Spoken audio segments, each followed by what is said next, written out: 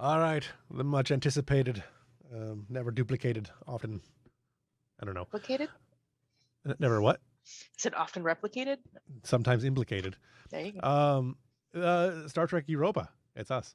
I'm your host, as always, Studio Tembo, I guess. You can find me. I don't know. I don't know what my current call sign and everything is. It used to be Dr. RPG. I found there's a couple more of those out there, so it's going to be confusing. Anyway, so you can find me. Duplicated. Sometimes duplicated. You can find me at studiotembo.com, and from there, everywhere else that you need to find me. In the meantime, not the meantime, I don't know. My words today are failing me, so let's go ahead and do introductions. Brian, go ahead. Hi, my name is Brian. He, him. I am playing Captain Jorad Hage. Evelyn Corbin. I am playing Dr. Dasave Onayat. Jack, see if your words are better than mine. Well, we'll see about that. Hello, I am Jack. You can find me. Well, before we get to that, hello, I'm Jack. I play Commander Ronnie Ambrose here, as well as Secret Agent Tong, who I'm sure is going to continue being an interesting character. Yeah. And of course my pilot, who may be seeing some more fighter action this episode. We'll see. But if you're not following me here on Star Trek and you want to see some fantasy to go along with your sci-fi, consider heading over to my channel, twitch.tv/The People's Ascension, where I play Dungeons and Dragons every Saturday at 2 p.m. Eastern time. Do different Let's Plays and different hangouts throughout the week, and just generally hang out and do nerdy TTRPG stuff. But for now, I'm excited for some Star Trek espionage combat. It's going to be a good time. I'm hoping so. There are no storms in the area that I'm aware of. We had some earlier today, but didn't lose power, so we should be good to go. Yay! We've lost power the last 2 or 3 sessions that we've played. Three. Oh, yeah. In a row. Yep. So yeah, got Michigan power grid. So yeah, let's go ahead and do a recap. Who's got anything that was going on in the last several sessions? It's been a long couple sessions. I will admit, I was so engrossed in my characters last session, I have no notes. It's bad. I'm usually so good at taking notes, but I had to stay into Varen's headspace, so it was so difficult staying there. I did not take any notes. So, O'Connor and Captain Hage were working on the biogel packs. They discovered that basically there were the RNA sequences were eroding the pathways between the data. So O'Connor was able to switch out one of the basically demented gel pack, and theoretically that should fix the problem. But they're going to have a chat with Eva on the yacht before we bring her back online on the ship. Ambrose and Toshari met on Narendra.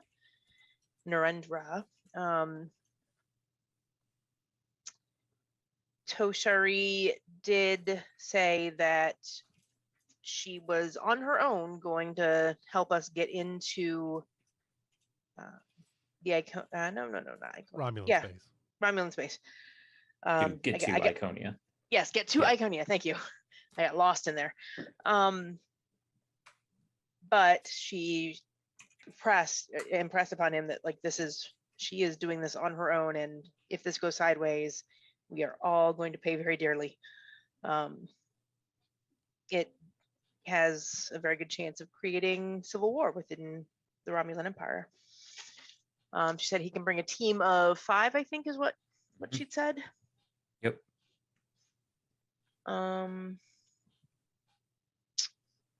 Koba, Mills, and Varen interrogated the other Romulans, or the other Vulcans on the ship. Yep. Yes, those things. God, I'm just apparently done too. Pointy-eared people. The pointy-eared, the elves. They interrogated the elves. Space elves. And between the interrogation and the evidence that Silva and Tong found in the logs, all signs are pointing to Teketh. As a slight aside, if Vulcans are space elves and Klingons are space orcs, are space orcs sporks? Klingons are sporks? Keep going. And I think finally, Martok contacted the Europa, said he'd found Kargan in Baldic's system. That Kargan had claimed Baldic for I gotta push my Star Trek glasses up here. It's Kargan. Kargan. Sorry. Kargan. I apparently wrote Kargan because Yeah, Brian mentioned Kargan in Discord throughout the week. I'm like, who is that? What are you talking about? well, if Brian also was hearing Kargan, I blame Jeffrey. So he found Kargan in the Baldic system. He had claimed for the Klingon Empire, had defeated the Baldic plant, and More nerd glass pushing. It's Balduc. Baldic. Go Oh, ahead. for the love of fuck! Would you like to come over here and read my notes? I'm probably spelling it wrong, but you know. Balduk. No, I did spell it right. Look at that. At least I didn't call it Balder. What else do you want from me? Martok asked for our help, and Hage said, if you got Martok wrong, we were gonna kick you off the show. Yeah. Anyway, Making struggles here. Yeah, Marmaduke asked for our help, and Hage. This is why we're starting an hour earlier than we usually do. Yeah. Hage said, "Hey, we got our own thing going on here, but I will pass that information on to Narendra, and hopefully the Federation will help you out." And that is where we ended. All right. Where we lost power. And Let's go ahead. where we lost power. That's where we lost power. Let's go ahead and start with the scene we were going to continue with last time, but we lost power, which is Hage and Ambrose in the ready room. Ambrose is just coming back from Narendra Station, where he was speaking with Toshari, and I believe Hage is probably recently finished with his work with Eva, and I think it was O'Connor, right? That was some time ago, but that is the most recent thing I think Hage was doing. So go ahead, guys. So basically, Martok was just like, "Hey, I found this guy. Let's go beat him up." And Hage was like, "We got our own things. You go ahead." At the moment, he was. Well, your ship is still under lockdown. He's still Right. looking for the I Iconia. There were definitely reasons to give that yeah. answer. Definitely, out definitely. of character, I had thought that we would be going to Iconia with the whole ship, and we spoke out of game, and that's not the plan. But yeah, Right. so we'll change that now. Okay, Totally within reason of Hage's thought pattern at the time. Though. So I do remember Hage ending that call, though. So as soon as that call ends, I'm going to lean over with my handcuff. "Captain, we should talk in your ready room. We have a lot to discuss, and we should discuss it quickly." Absolutely, let's go. So we'll speed walk into the ready room. Yeah. What do you have, Commander? Well, I do think we should have this meeting as quickly as possible. There's a lot to arrange, and I'm sure Martok will need our help. Kargan is a difficult adversary, both diplomatically and, militarily. He's an excellent general, if a little hard-headed, even for a Klingon. However, I have my own recent developments that I think need to be brought up. I just met with, as I told you before leaving, Subcommander Toshari. Yes. She had a lot of very interesting things to say, and I'm not sure how much of that can be repeated or should be repeated in an official capacity. Well, let's start with the official, and then we can move unofficial, and we can decide what's unofficial later. We don't have time to pussyfoot around. We really don't.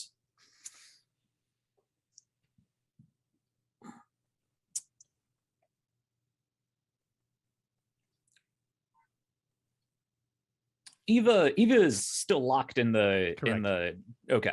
We don't need to worry about her recording anything. All right. You are on normal ship systems at the moment. Right.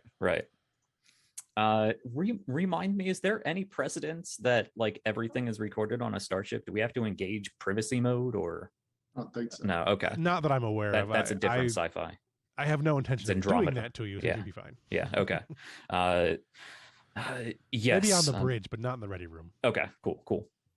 Well, most notably, I think it's hard to order most notably, really.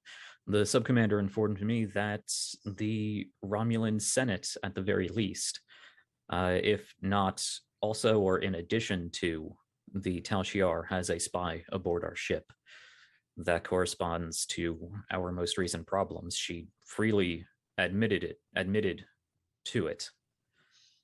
Well, However, I know your security team's interviewing them right now. They're interviewing suspects right now. I believe I just got an update about that, which will segue nicely into this conversation, but she did, I believe, offer up this information as a sort of clandestine way of working together, as I said, unofficially off the books. She is concerned about, as I think everybody is, the instability between the Romulan Senate and the Tal Shiar. Their empire's far less politically stable than they'd like us to believe. Apparently, she has a spy aboard this ship, and I have notes here with some pretty credible evidence linking to a certain bartender aboard our ship. An interesting use of a spy. Well, forward it to security team. I want them secured immediately, regardless of our relationship with the Romulans. Such a thing shouldn't be tolerated. I already have Koba on it. Good. Although you say that this should be, I agree that we should leave this off the books. I think maybe the goings of the Europa might be too public for us to risk taking the entire ship. Do you think a strike team would be better equipped for this kind of thing?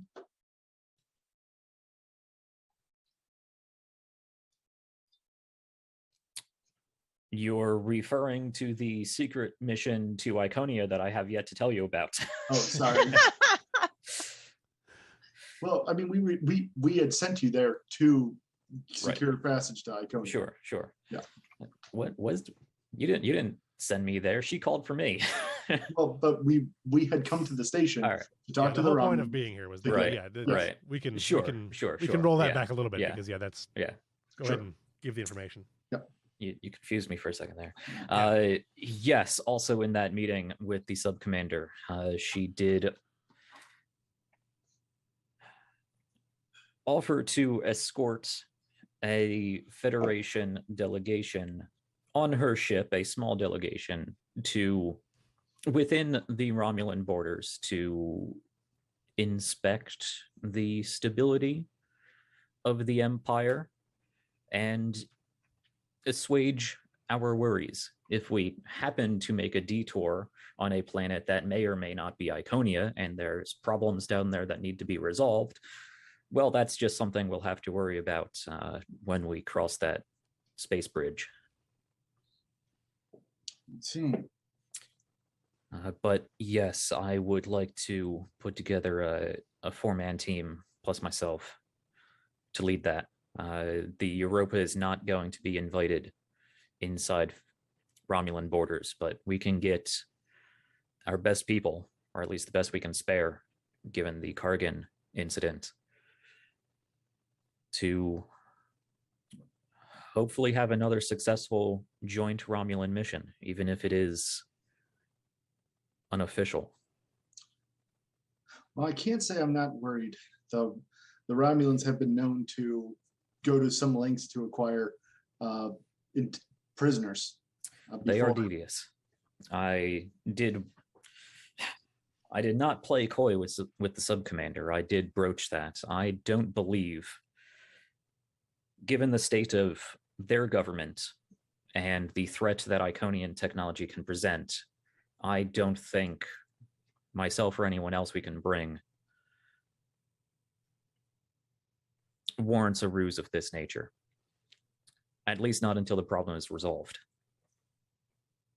All right. Well, you have shown yourself to be an eminently practical person, and I think that if anybody would judge the situation safety, I think if you judge the situation unsafe in any way, I would trust you on that. But if you say that this mission should go on, I'm willing to back you 100%. I appreciate that. It is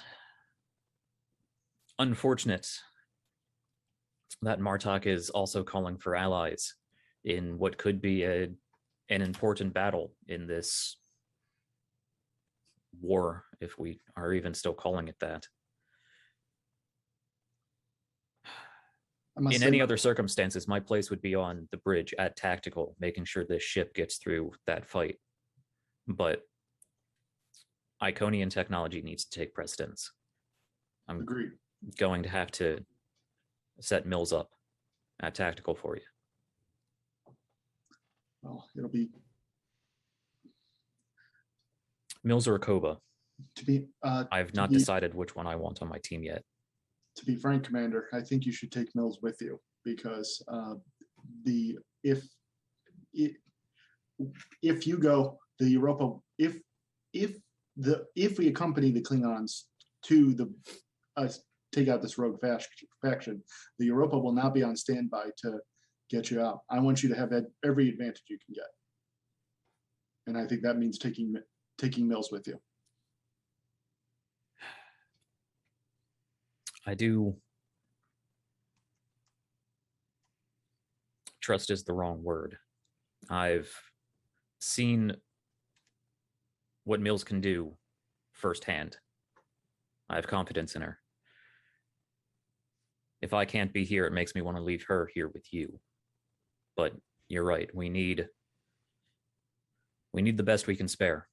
Koba's a good officer. He knows what he's doing. He can man tactical. I have no doubt.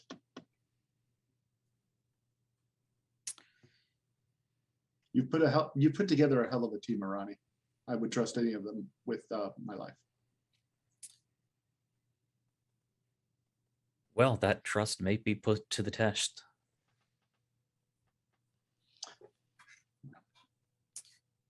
Don't trust the Romulans at face. I don't need to tell you this, but don't trust the Romulans at face value.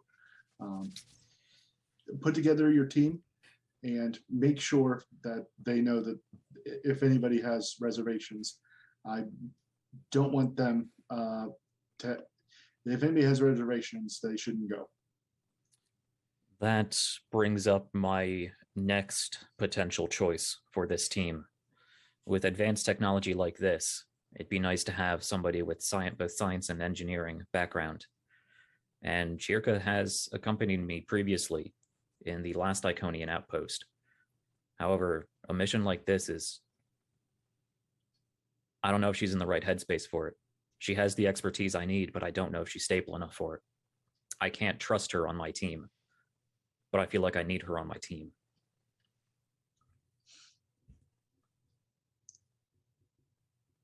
If we can't trust her for this kind of mission, she doesn't belong in Starfleet.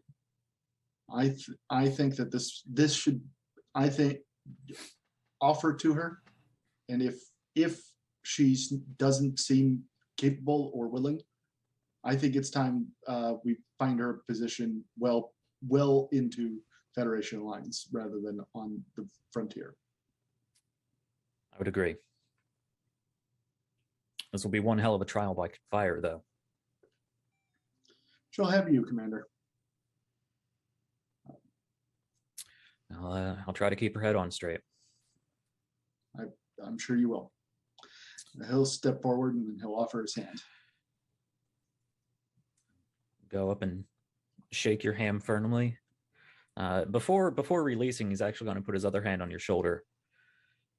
What's up with Eva? He'll release from the grasp. That's also another problem. Taking this ship into a combat either without an AI or with an insane AI. I've been thinking about that, Commander. I don't think it's insanity. I think it might simply be a matter of growing pains. We've never seen it. We've never seen an AI at this stage of development. Perhaps it goes through something similar, some similar kind of adolescence. I'm keeping her offline for now. I want the Europa will have to operate without her. But long term, I think this can be worked out. I would hope so. We can't trust the security of this region to a adolescent AI throwing a tantrum. I agree. I'll have a word with her, and I'll have a word with her, and hopefully we can. I think ultimately it's our responsibility to shepherd her to maturity. And I think that's our challenge as Starfleet officers. With all due respect, Captain, that's something that should be handled far before any officer even gets to Starfleet Academy. I agree. And ideally, that's what we would do. But in my opinion, I think we should send her back to Starfleet Academy. She should go through the exact same training that any other officer on the ship does. That's a fair point, but she's not the same as any officer. We'll discuss this more in detail after the mission. We're keeping her offline for now, and we'll operate without her. But after that, we'll discuss what needs to be done long term. Very well. You're right. We don't have time for this.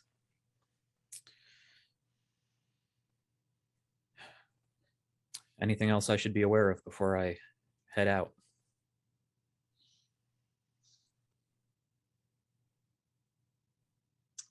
None that I can think of. All I can do is wish you luck. He's going to grasp your shoulder again. I've become used to saying this, so don't take it too harshly. If I don't see you again, it's been an honor. Just going to pat your shoulder and turn around. Yeah, all right. That seems like a good place to end the scene.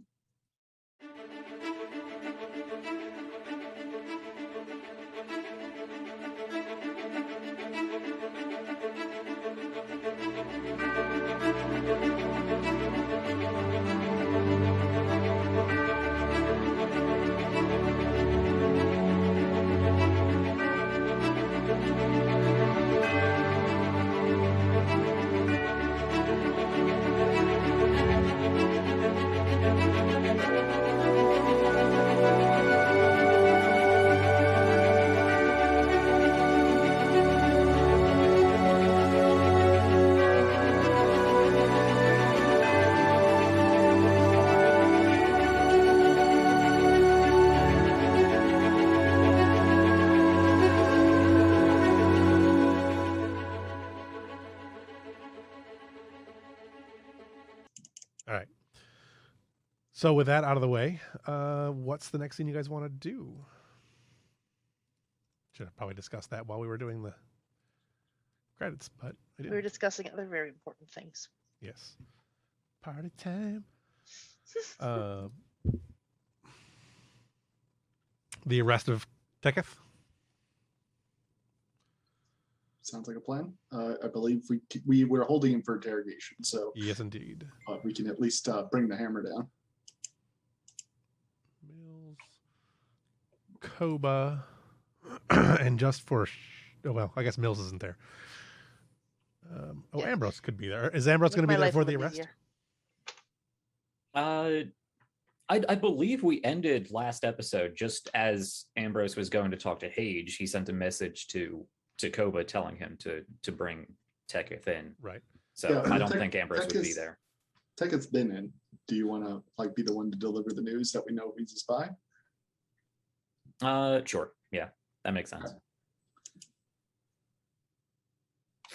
Koba will be there. Okay. Ambrose was okay. So Teketh is already in custody. Essentially, did you guys want to have any conversation with him? I guess is the next step. Yes. Okay. Just Koba, or I missed what you were saying. It was Koba and Ambrose. Yeah. All right. There we go. And that'll be in the brig. Go ahead. Here's the brig. Teketh doesn't have any sort of rank or title. It's just Teketh. Correct. Okay. He might have some sort of rank on the Mr. Romulan Teketh. end of things, but I didn't think that far ahead, so I have no idea. Mr. Teketh? Sure. Okay. Okay. Mr. Teketh. Commander.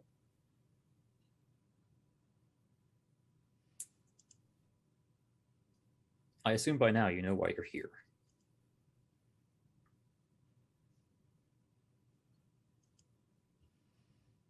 He just does that. He just. Oh, he knows. Oh, he knows. Ever the consummate professional. However, I'm not looking for an admission. We have plenty of evidence of your handiwork and an admission by your superior.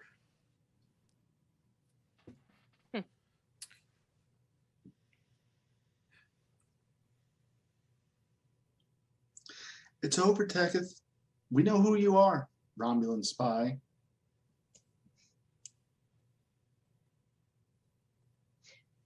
I like this one. He's entertaining. He is at that. I suppose you should be commended, and you may very well be back on Romulus, depending on how this whole political thing shakes out, for staying under our radar for so long. But we have some good people. We've traced your handiwork. The Europa is complemented with many an accomplished officer. I hope that your reports back to Romulus detail an exceptional crew. What did you say about me, by the way? No, never mind. We don't have to talk about that. Give him a side eye. However, you are fortunate to find yourself in a fairly advantageous position, He gives you an eyebrow. depending on how you look at it. Your superiors have decided that you may still be able to serve some sort of function for them aboard our ship. And for the time being, as long as you agree to play nice and act under supervision, I'm willing to facilitate that. We could use a liaison to certain factions within the Romulan Empire. I have never done anything but play nice. I suppose that's true enough.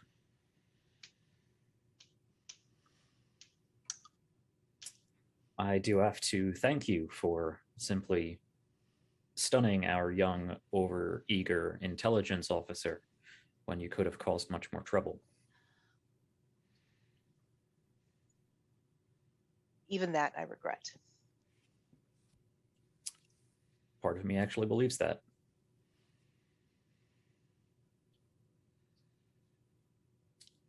For the very least, in the immediate future, these will be your quarters until we resolve a myriad of situations. But whenever this is resolved, you may be finding yourself in a career change. As I said, liaison between our two governments. If that does not come to pass, if your superiors hang you out to dry, or if they in any way try to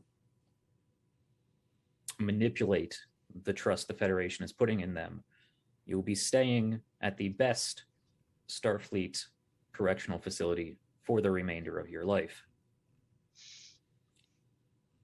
I'm sure you are aware that we provide much nicer accommodations here aboard the Europa. Certainly.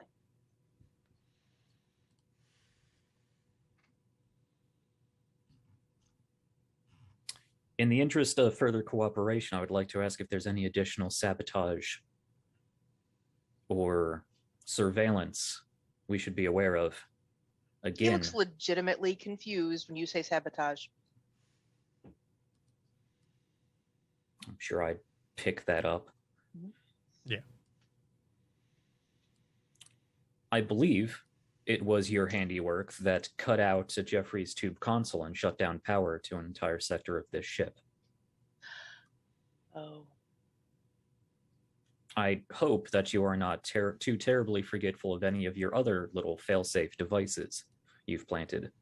Yeah, Again, if you try to maneuver around this and we find anything else, you will be shipped back to the Federation. No, that was an impromptu measure. And how about those gel packs, huh? I'm going to say that wasn't you. I have done nothing with your gel packs. No, that's not true. You did the one gel pack.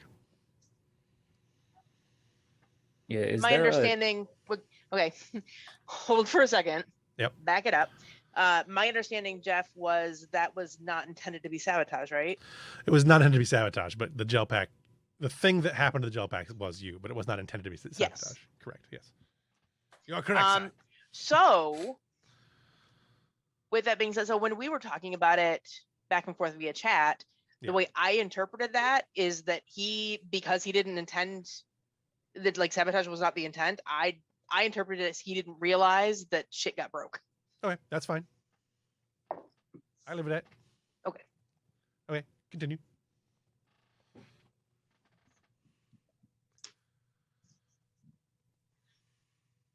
I will rephrase. Lieutenant, right? Yep. I did not sabotage your gel packs.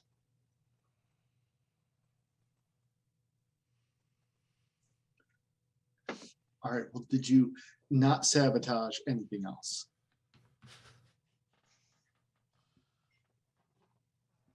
Yes, I did not. You humans ask so. You're not even a human. Bolians ask so many. God, could you speak plainly? Look, I'll check on the universal translator after this, but for now, just tell me if you messed with any other systems.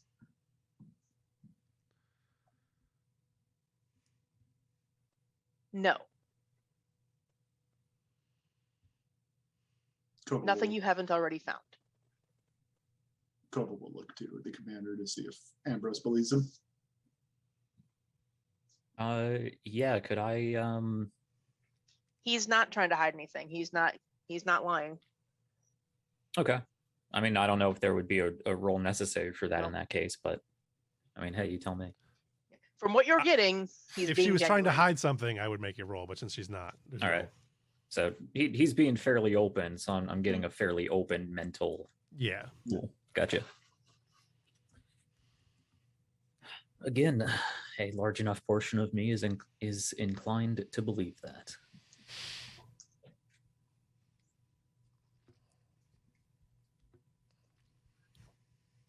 Well, I think that's all we have time for here. As I said, these will be where you are staying for the immediate future.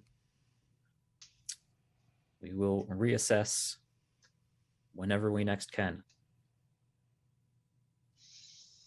We'll bring you the pillow, but it will be the most uncomfortable pillow on the ship. Another side eye. Only 3/4 down.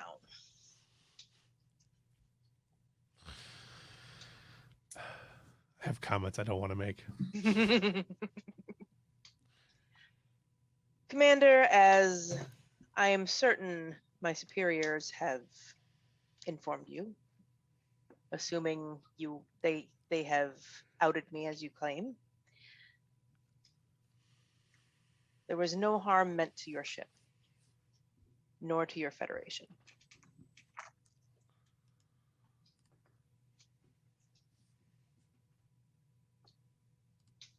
My mission was to ensure, I don't know that ensure is the right, attempt to facilitate the best possible outcome for the Romulan Star Empire, which in turn ultimately is the best possible outcome for Starfleet as well, for the Federation as well.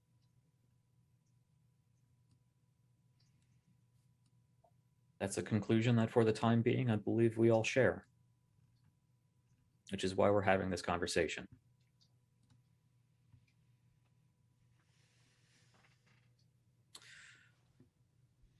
Well, do let any of the security officers know if you need anything, and we may even be able to get it for you. Until I then, appreciate the hospitality. make yourself comfortable, And don't mess with anything. Just nods.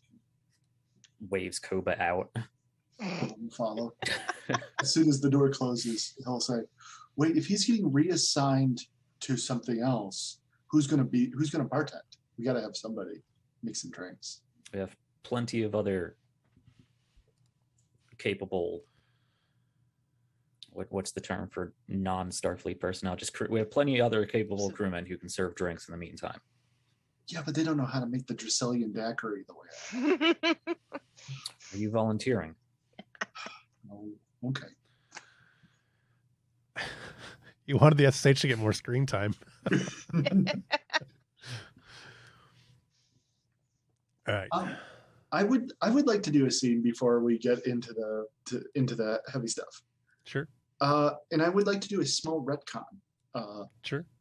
I would like to say that Hage's wife has been here on the station, and that Hage has made a couple visits to her off screen during all these goings-ons. Just a routine. Hey, you're in the area. I'm in the area. Let's meet up for a little while. Sure. But I would like to have him let her know that he's leaving. I would like to do that scene if that works for you. Sure. I don't have a picture for her or anything. No, sorry.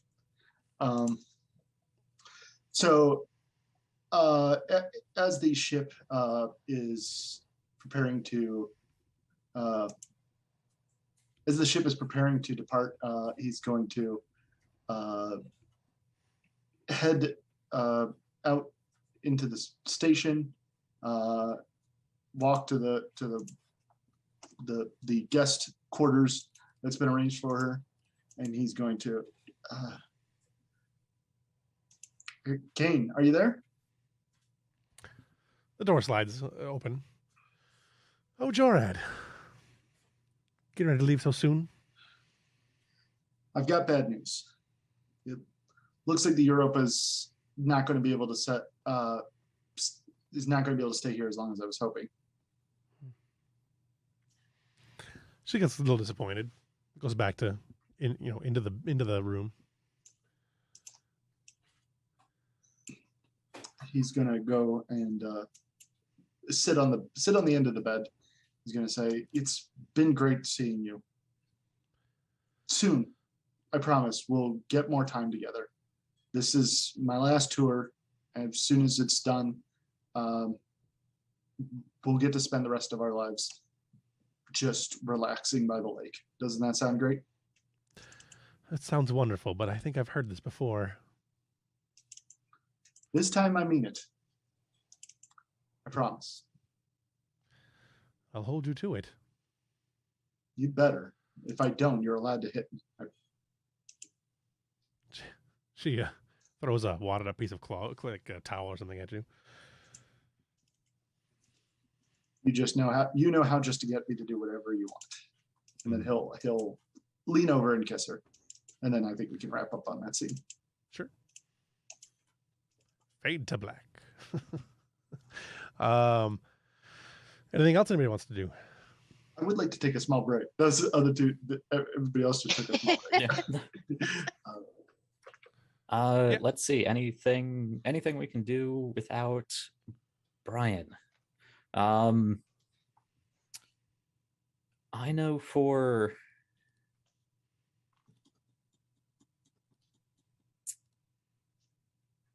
the preparation of this mission, would it be possible for me to requisition body armor? I mean, Starfleet doesn't really use body armor. Hey, it's in the book. It is in the book. It gives me +2 resistance. Yeah. Gives my security team plus. I mean, if you say it doesn't exist, that's fine. Well, it exists. It's hockey pads. I show it in yeah, but it's Star +2 Trek 2, resistance. I think, right? Hey, it's up to you. Is there an escalation cost on that?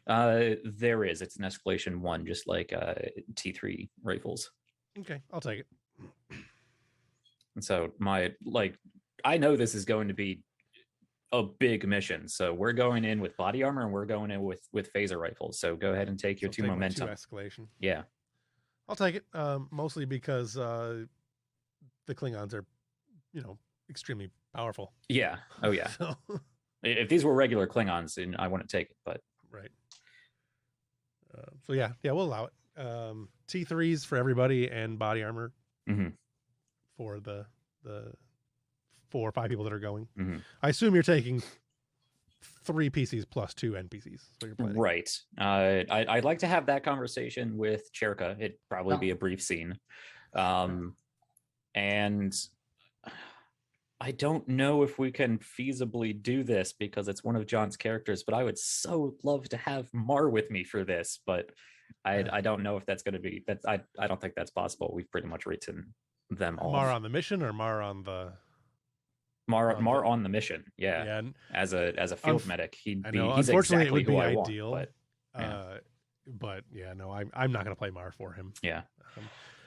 Could we take like a generic security officer and like a Mar clone, like a combat medic?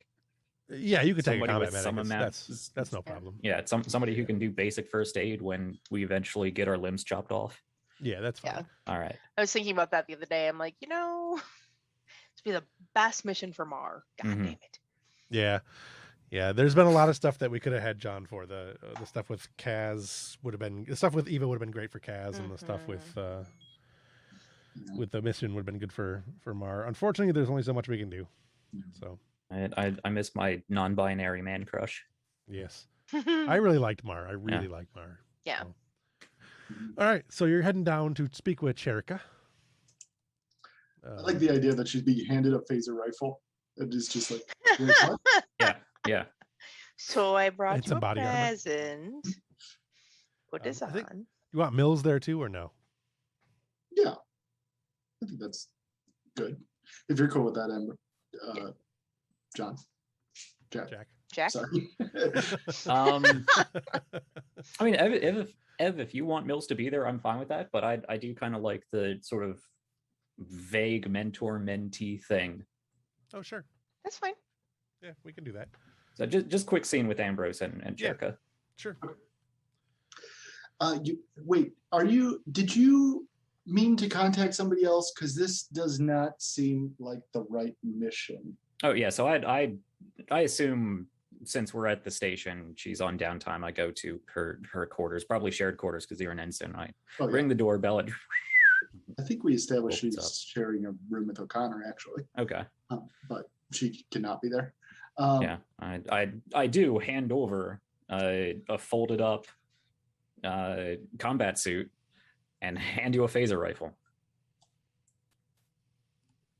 Are you sure you have the right room, Commander? I do. Ensign, take it. Okay. What am I supposed to do with it? Suit up. We have a very important mission, and your services are needed. Commander, if running and fleeing from phaser fire is needed for a mission, I don't know what kind of mission you're going on. Well, let's try to keep that to a minimum. For now, your expertise in the sciences and engineering and your brief but very useful experience with ICONIA technology is going to be needed on a very important mission. She's gonna look at the phaser rifle in her hands and she's going to take a deep breath and she's gonna go, I'm not sure about this, Commander. This is an invitation from me to you to ask you to join this crew properly, to join Starfleet as you signed up for. Whatever reason you had to sign up for this posting, this is me extending a hand. And if you don't take this hand, you're going to slip back into whatever life you had before Starfleet. I know you have what it takes to be here. I need you to figure that out. And the best way I can teach you that by bringing you with me and showing you. So you can either take this phaser rifle and you can help me succeed in this very important mission and become a credit to this crew and to Starfleet, or you can stay here at the station. Do you really think I can? If I didn't think you could, I wouldn't be extending this hand. We've worked together. Okay. We've worked together before, Jerka. I've seen what you can do probably better than you've seen what you can do. Get out of your head about it. All right, Commander. If you say so, I believe it. I really want to make a Gurren Lagann quote. Do it.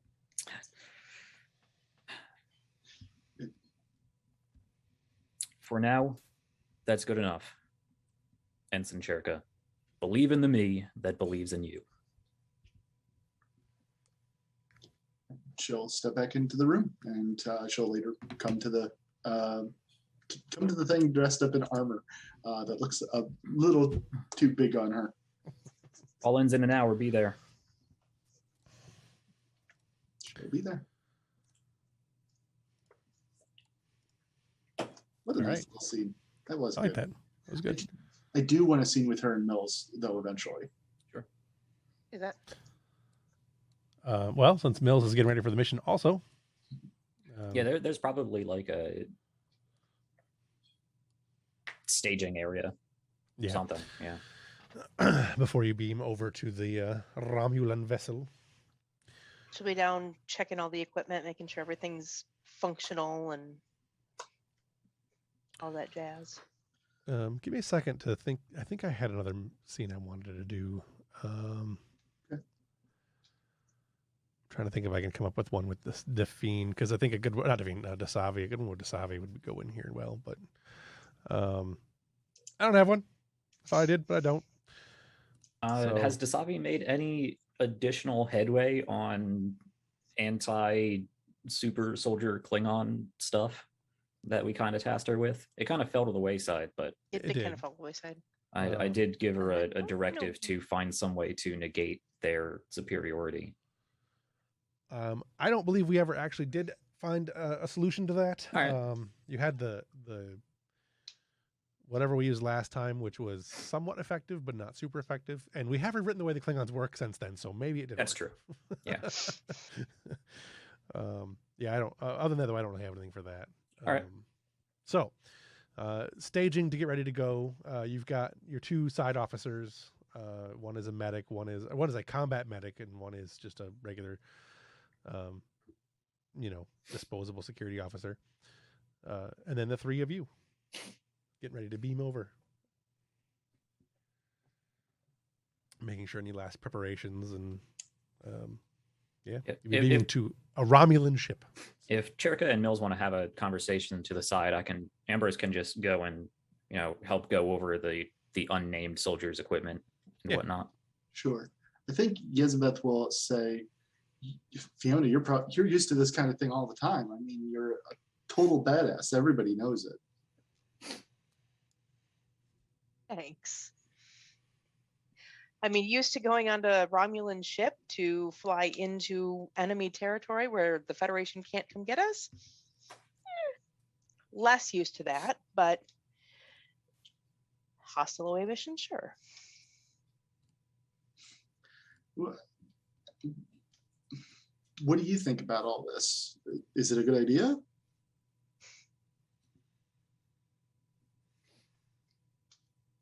I think I trust the commander's judgment.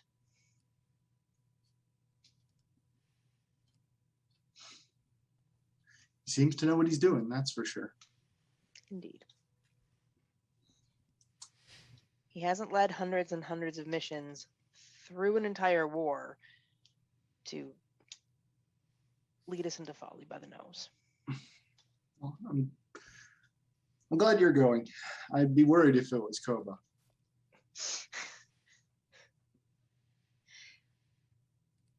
He's getting better, but yeah, I could see that going poorly. He'd get braggadocious to the wrong Romulan. Wouldn't even mean anything by it either. He would slam Romulan ales on the way, I think.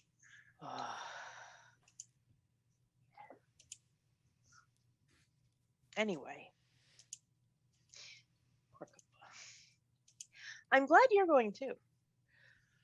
That makes one of us. I think that probably makes at least two of us. Yeah, you're probably right. I don't know.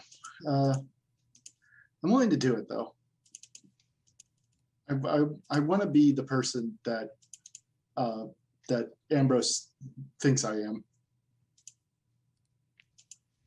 I tell you a secret? Yeah, absolutely. You are. You might be the nicest person I have ever met, Fiona. You know that, right? Sure. Really, though, Yesbeth, you need to believe in yourself. Just think about everything you've done just since getting assigned to the Europa.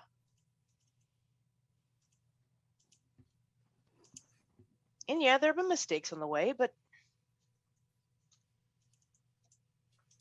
as per my last report, we all make lots of mistakes.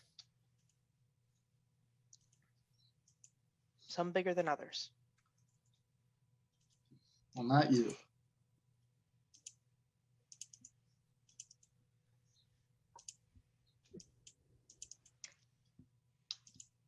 Anyway, this will give us a chance to work a little more on our tag teaming research too, which we haven't been able to since everything went to hell with the Klingons.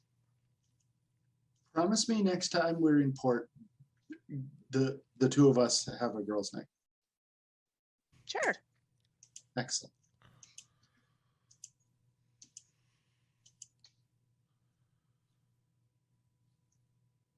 You'll be all right. She kind of slaps you on the back. She launches forward a little and then she goes, yeah, you will too. And then she slams you on the back. I almost felt that one. Getting stronger. She laughs. All right. Yep. That seems good to me. Before we go over, could Ambrose make an inspiring speech to his command here? You could do the rally action. Yeah, to do the rally action. Yeah. Yeah. Do you have a speech? Generally, I don't have anything written, but I'm going to wing it. Sure. So I'm going to step up on the transporter pad. I assume, well, are we using the transporter pad or are we going from the station to the ship or how are we doing this? You're probably using the transporter. I'd figure, yeah. So I'll step up on the transport pad and just put a hand up to for everyone to fall in line. Survey the other four there, linger a little longer on Cherka, and then finish off with Mills and address the group. How long of a journey is it from here roughly to Romulan border? Couple days. Oh, okay, that's not bad.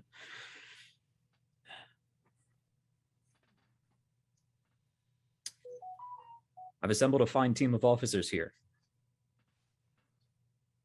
I'm glad you've all chosen to join me. As I've said when I contacted each of you for this mission, it was not an order. It was a request. So I appreciate the faith you have in me to lead this mission. I'm sure you've read the briefing, and we'll be able to talk about it more on the way. But this is a mission important to the entire sector, if not beyond. Myself, the captain, the Federation is putting a lot of faith in all of you. And that is not to put undue weight on your shoulders. It is to inspire you, because I know you can each live up to it. Now we're going to be spending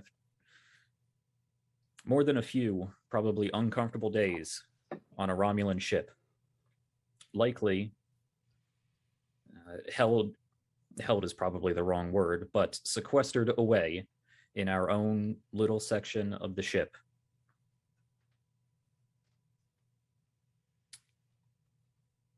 We are guests aboard their ship, and guests that may not have been invited by those who hold the rent on that ship. But we are there nonetheless with the support of somebody that, for the time being, I trust enough to bring you with me. We're gonna make it through this journey. We're gonna grow as a group. We're gonna see this mission to an end. Iconian technology is dangerous. And aside from that, we have to look out for the stability of the sector and the Federation. Because the Federation must be preserved.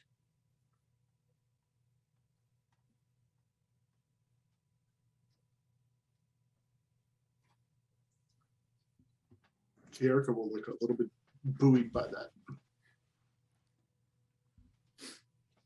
You all have my confidence. I know we can do this. I wouldn't trust anybody else here standing beside me. Coming up, we have a job to do. The two officers, the two security guys, step up right away. Hoorah! Hoorah! Say, I'm feeling a little bit like we have a, or we should have a battle cry of some sort. All right, give me the roll. Oh, cool. What role is that? It's command. Yep. Presence and command, I assume. Difficulty is 2, I believe. Nice. I'm good at those things. And that gives, I think it gives advantage on the upcoming mission, if I'm not mistaken. And I do have a focus on inspiration. What's that, Ryan? It gives momentum. It's a difficulty Momentum. 0, and then it gives momentum for everyone Okay. over. I was thinking of a different thing, but yeah, go ahead.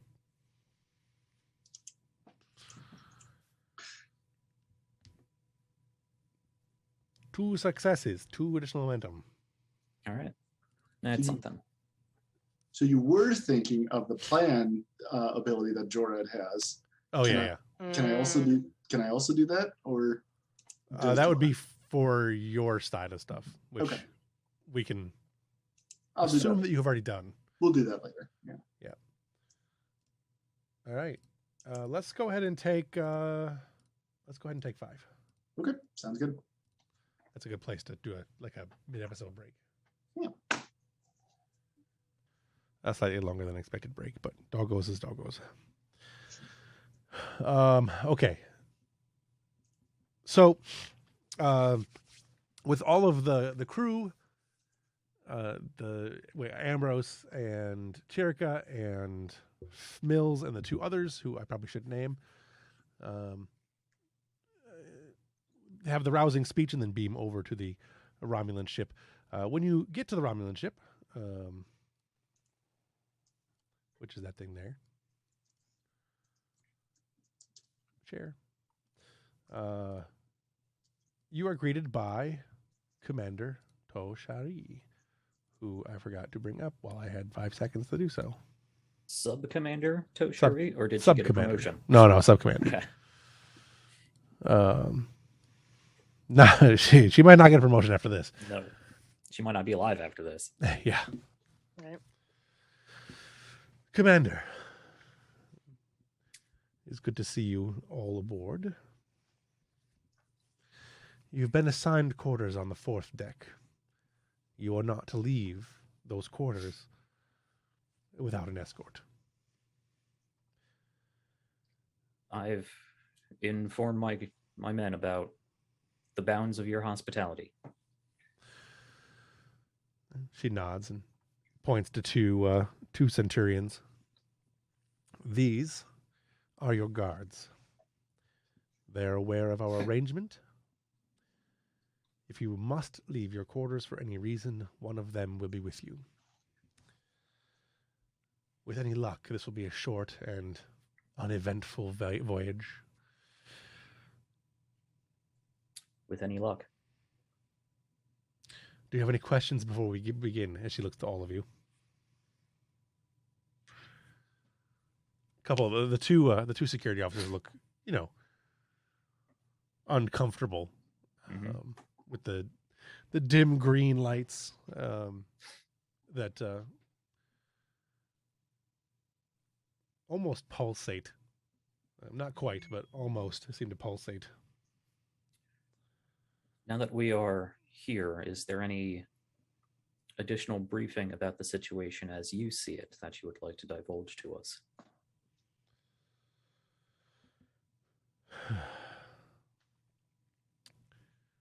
The best I can tell you, as she kind of turns and begins walking, gesturing for you to arrive, to follow her. She also taps something on her wrist, and the lights get slightly darker as you feel the ship start getting underway, likely cloaking as well. As I see it, Commander, the Klingons, if they are truly backed by the Tal Shiar, are going to be expecting some kind of confrontation. I don't know how prepared they will be. I do not know what level of technology you will encounter on this world that I am told is ICONIA. We are working with less than accurate data, less than 100% confirmable data. You may beam down and find nothing but empty air. I do not believe that to be the case, though. Recently, we have intercepted some transmissions, and I do not believe you will find all of the Klingons you were looking for. The incident on Balduk has gained the attention of many.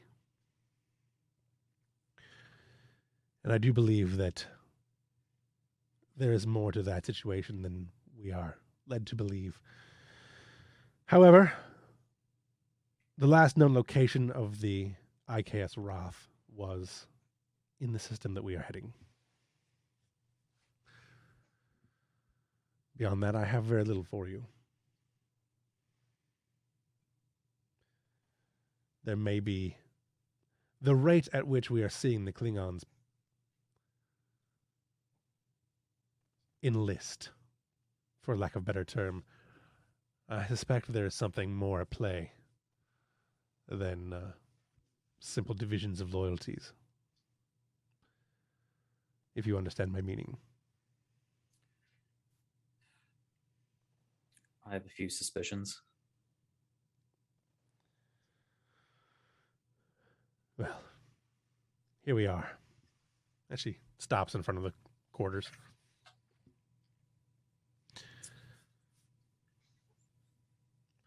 Well, we'll stay out of your hair. I appreciate your generosity. She goes to say something, and then you can see she actively restrains her thoughts and words. Travel well. And she opens the door and gestures for you to enter.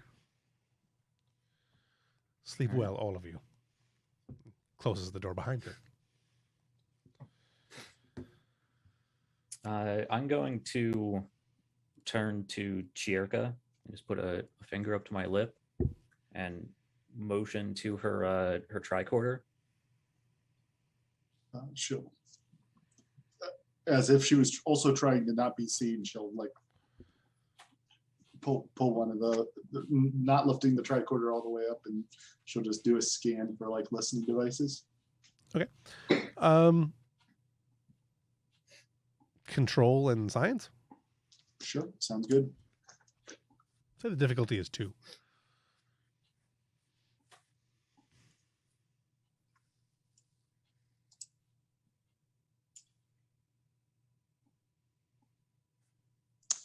That is 2 successes. Okay.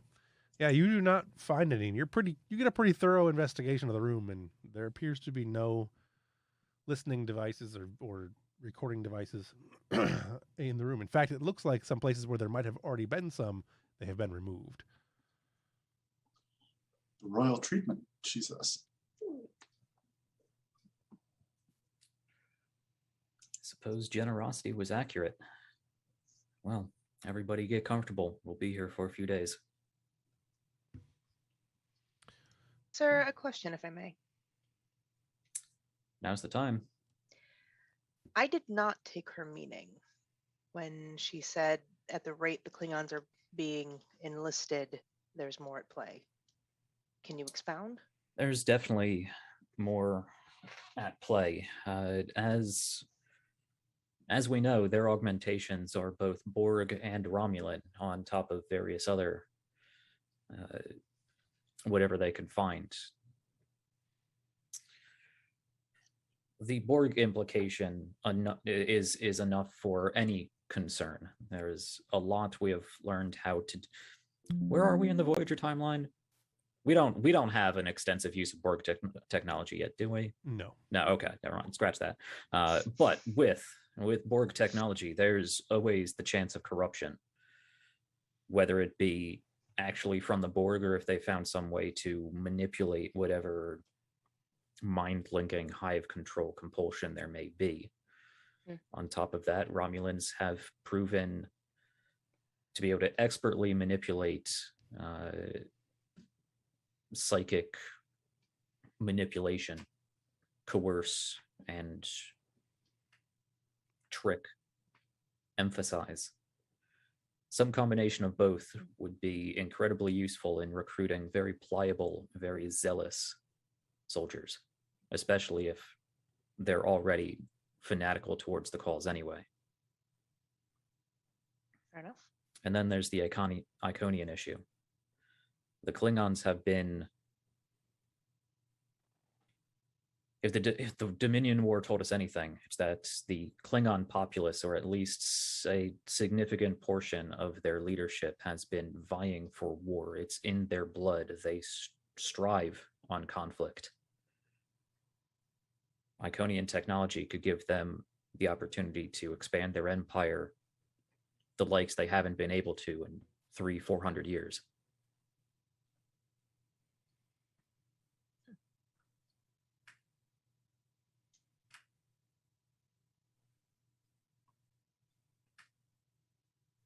We lose Jeff? No, I'm here. Oh, I don't know. All of our faces are frozen on my Zoom screen of you, so I don't know what's going on there. Hang on. I think that's a. Oh, yeah. No, I see. That's weird. Oh, on the stream.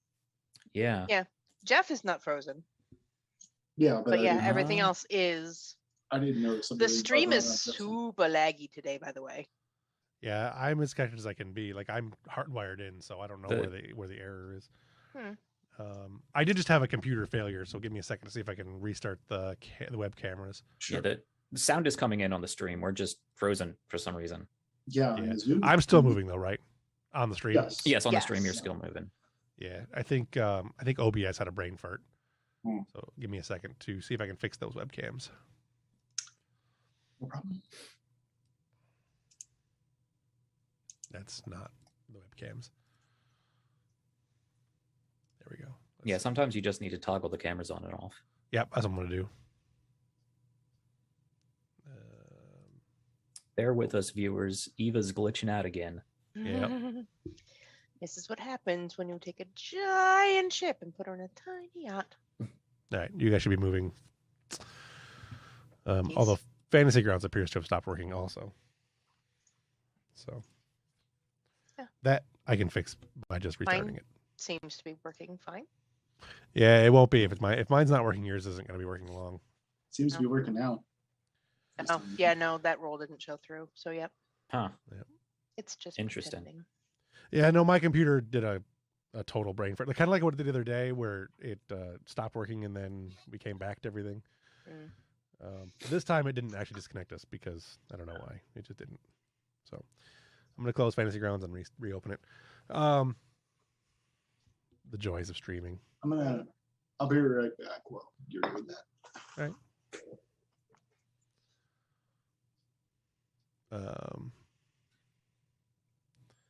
Yeah. So with that, I don't know. I need Brian for the next scene, I guess. We'll get this running again. Hang on. Come on, Unity.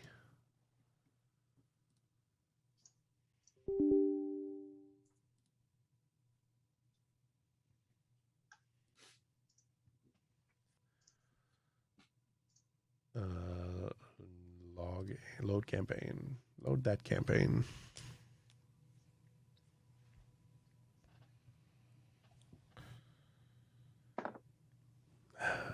Oh, in everything else that was going on, Ambrose forgot to bring up the whole secret agent Tong problem during their meeting. Oh yeah. That just slid right on by. Seems like the kind of thing that should wait until after the mission. Yeah. Of course, then it'll be. Yeah. Could be a more interesting differently interesting conversation. All right. Come on. I think hadn't we talked about making that a Dasavi problem anyhow? Oh, leaving it to the Savi to figure out? Not leaving it to her to figure out, but making it a command so test. we could avoid Jack talking to himself. All right. Yeah. Making we're still live, so Yeah. well, I mean, Jack talking to himself would still be Ambrose talking to Tom. Yeah, I mean, Right. it would call the XL. So Fantasy Grounds is back up and it looks to be working. So All right. the next scene that we had, let's go to, unless you guys had anything else on There we on the Romulan ship you wanted to do. No. No, I'm good. What is the space that we have on the Romulan ship? So it's pretty large. It's, clearly a stateroom. A center. It's like a large center room that's like a common area, and two side rooms that are essentially bedrooms. So it's significant. Okay. So we don't need to do anything with this role play wise, but just establishing what Mills is doing on the trip. She'll be going through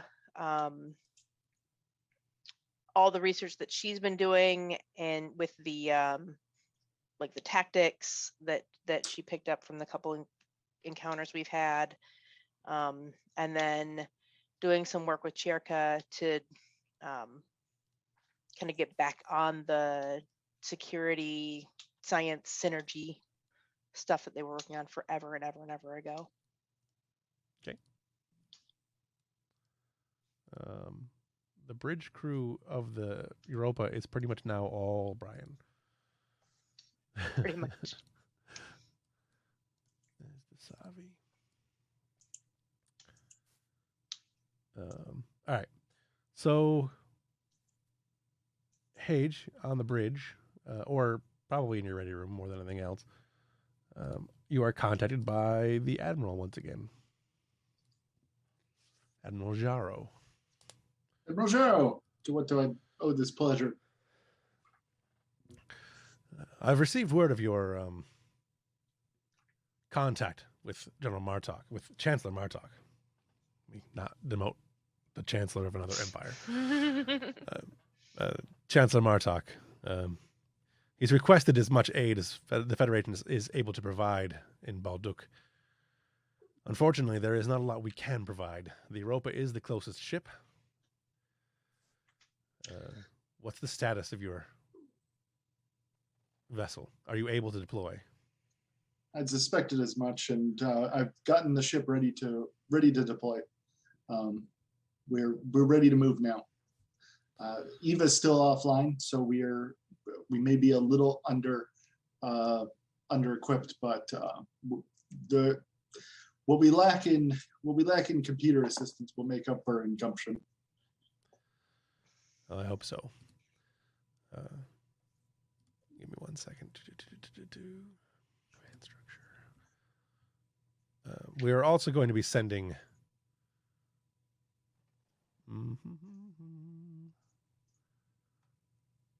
Where's your ship? Oh, there's your Europa.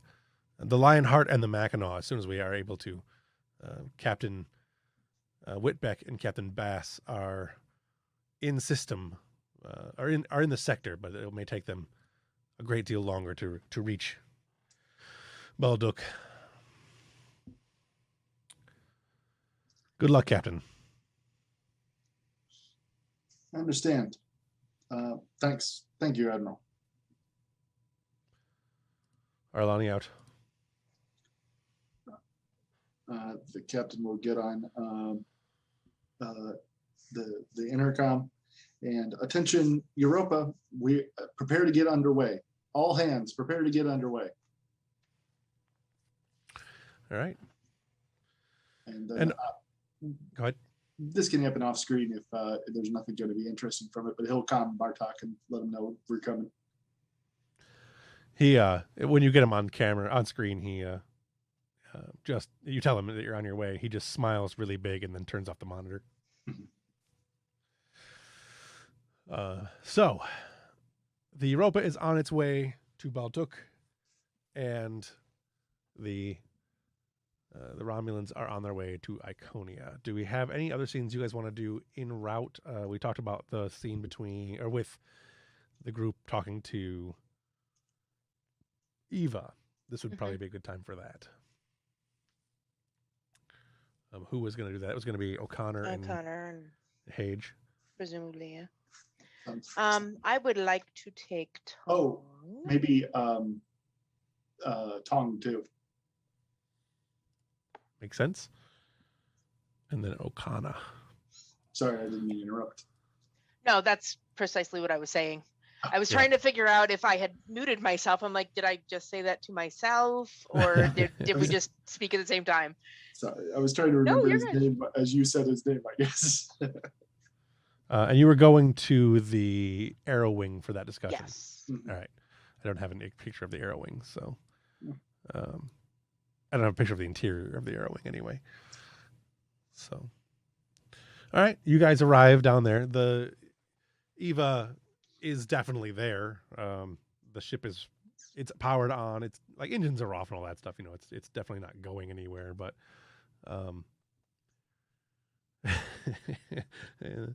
the smell of weed and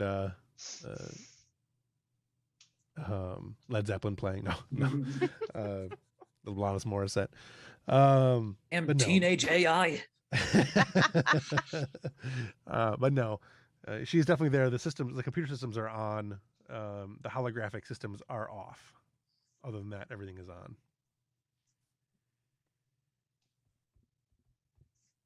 So Eva? you guys can go ahead. A screen pops up and on, and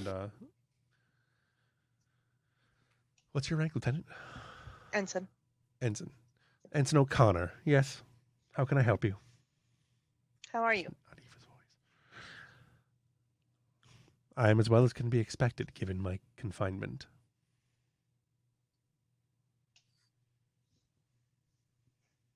I imagine you're pretty frustrated and lonely.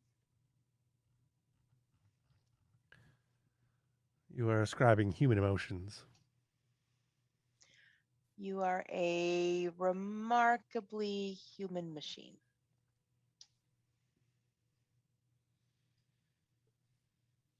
She does not respond to that. Well, actually, Vulcans tend to say a lot of the same things that I suppose holograms and AIs say now too. It's not just humans who have emotion. The Ferengi are an exceptionally passionate people. This is true. Sometimes we fall into a trap of assuming everything falls under one generalization. But you're right, Tom. Eva, we need to talk about what happened. Very well. I think that if you engage in some introspection, you can understand why we were concerned about the fact that you were not obeying our commands.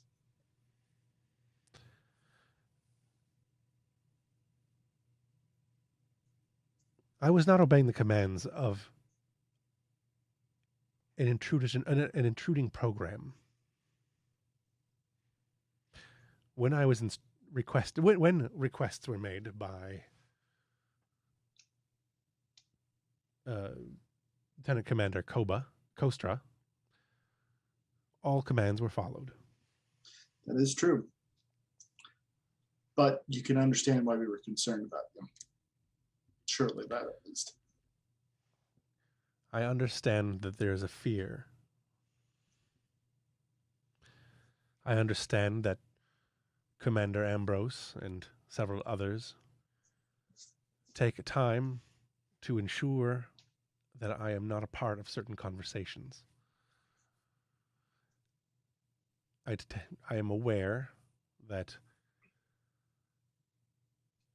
there is a level of trust that has not yet been earned by either myself nor you. Eva, you are a marvelous piece of programming. No, I take that back. You're a marvelous being. You have helped the Europa dozens of times since we've arrived into the Expanse. And we wouldn't be where we are without you. But that said, we're trying to figure this out just like you are. You are new. That makes you wonderful, but it also makes us unsure.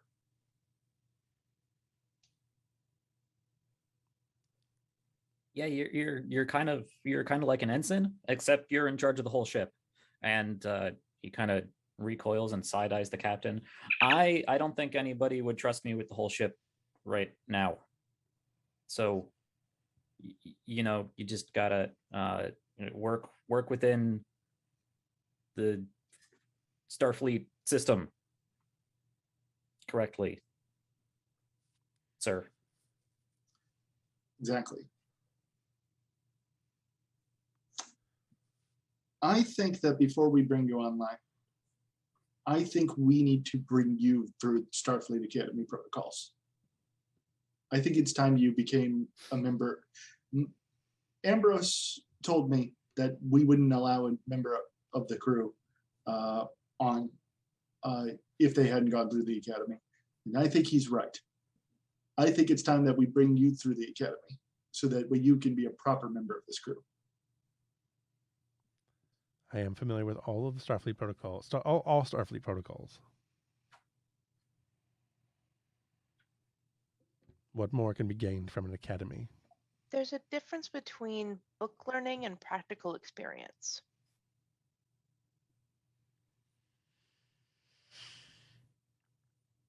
You'll learn how to be part of a team. That's something that can't be gained through protocol. And we'll learn how to work with you. Because obviously, we understood the situation differently from you. And that's something we could work on. And we can throw parties. Starfleet Academy has some really good parties. I have recently. Not wrong. There's a concern.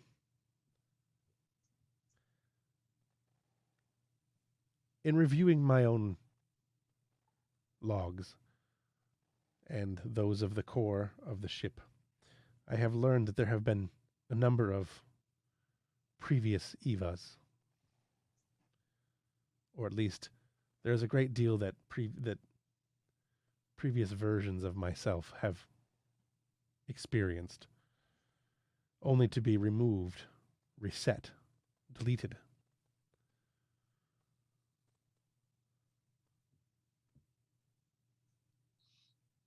Nobody wants that.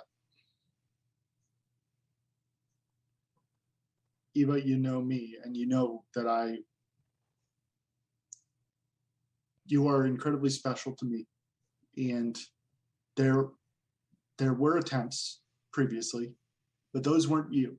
They didn't have your experience. They didn't have our relationships. You are the only you.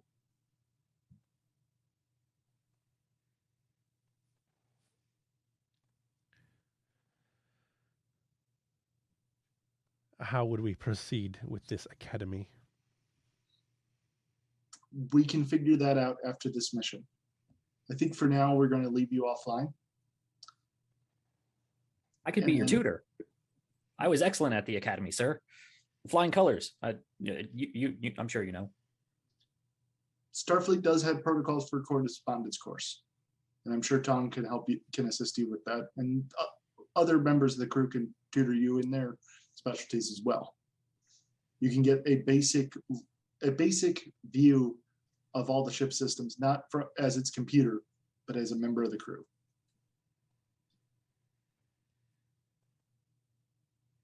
This will be a difficult undertaking. It will be, but I think you're worth it.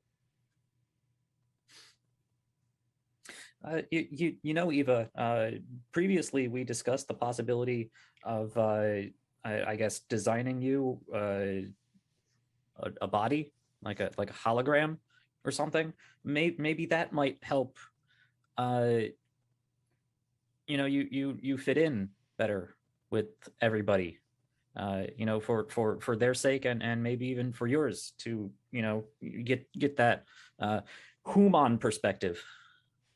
I think that's a good idea. It's difficult to bond with a faceless voice. But if you're given form, you become more personal. It may also be the only way to interact with the ship without being its primary system. True. I'm on board with this. We'll make it happen.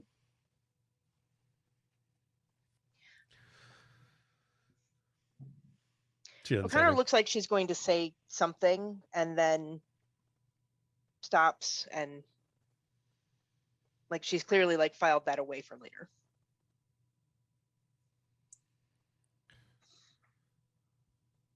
There is a mission then. There is. After it, we'll make sure you are part of the crew.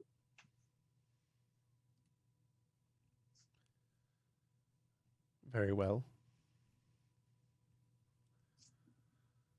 So long as I am not simply deleted and discarded. I don't think it was ever the plan. I can promise you it isn't. I haven't been yet. All right. You guys have anything else you want to get from that scene? No. Eva. Yes, Oh, actually. go ahead. Counter's Yeah. not done.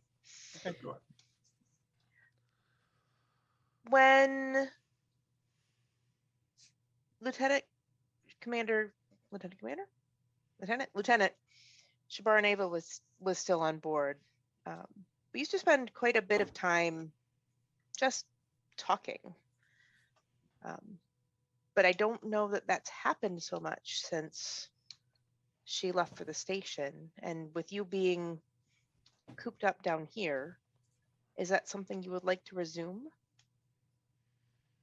I can't promise I'll be able to come down as often, but as duty permits. Lieutenant Shabarneva's departure from the vessel has left my development to be unmanaged, or managed less. Mm-hmm. No offense to the ensign, but he is not an expert in AI. No. You also lost a friend. And I know that's a human concept. But despite what the Federation claims, I think you're more sentient than they're giving you credit for. We all do. And part of being sentient is forming connections and bonds.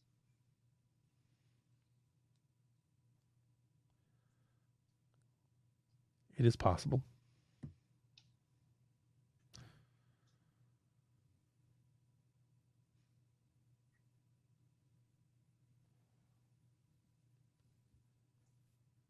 That's all she says. Well, think about it. I'll come visit if you like. I can help get you fitted for that cadet uniform. I don't require clothing. Not Well, you will. yet. And that's probably a good place to stop. All right. Good scene. I like this academy plan. I think this is a good plan. All right. So the trip to Baldur, or sorry, Balduk. I keep wanting to say See, Bazagula me or hell. something. That is a whole different game. It's a whole different thing. Back to those space works. Yes, sporks. Sporks and spoonheads, right? Oh. We haven't had any Cardassians yet. I got to get some Cardassians in here somewhere.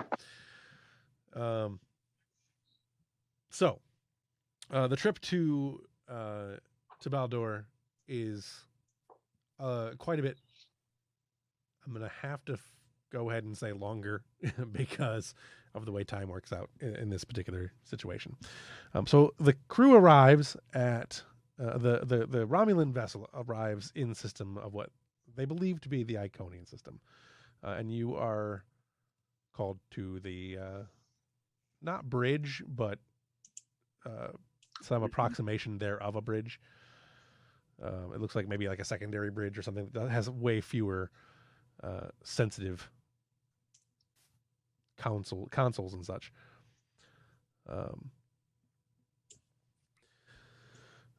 Where Toshiri is as well.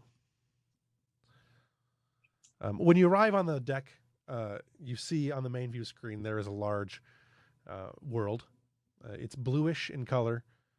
There are several bands of red around the middle, and there are large spots that are like almost like a crimson on the surface. They look like areas of. It's hard to tell from this distance, but they would look. You would assume they look like areas of like desert or decay. There's also two ships on the screen. There is not that. One of these. That big thing. And one of these.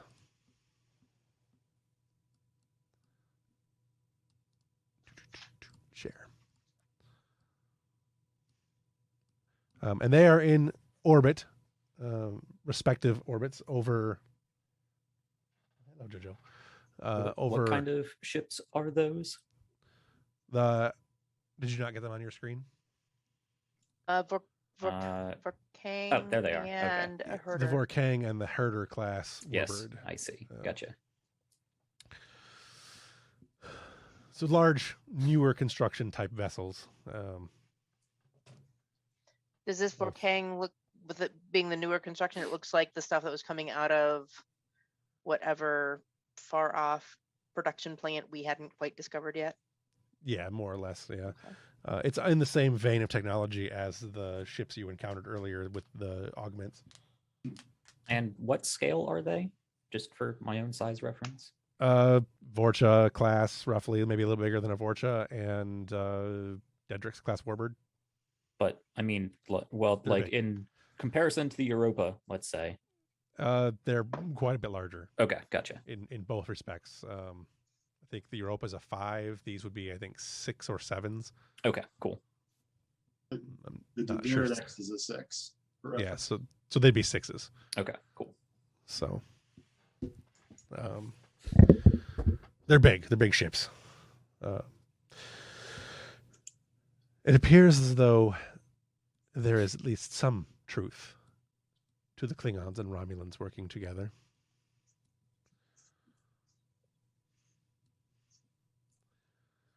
We've located our most likely point of entry. If we decloak, you will only have a few seconds to beam you down, and there will be no way for us to retrieve you as long as those ships are there without causing a conflict we cannot win.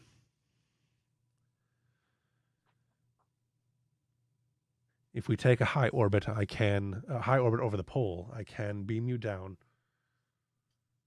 and hopefully not be seen.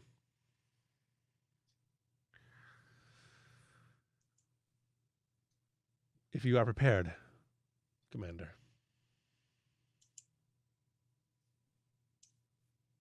I look around in this room. Are there any other Romulan officers here? Like, is this a joint operation, or is she sending us on her own?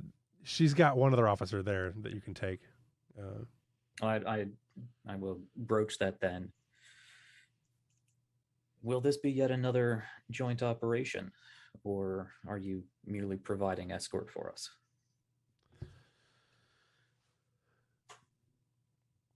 She looks at the officer, and then she looks back to the other two ships. I can send an officer or two with you if you wish. However,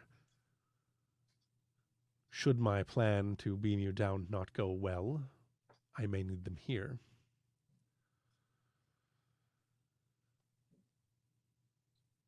She just kind of looks at you.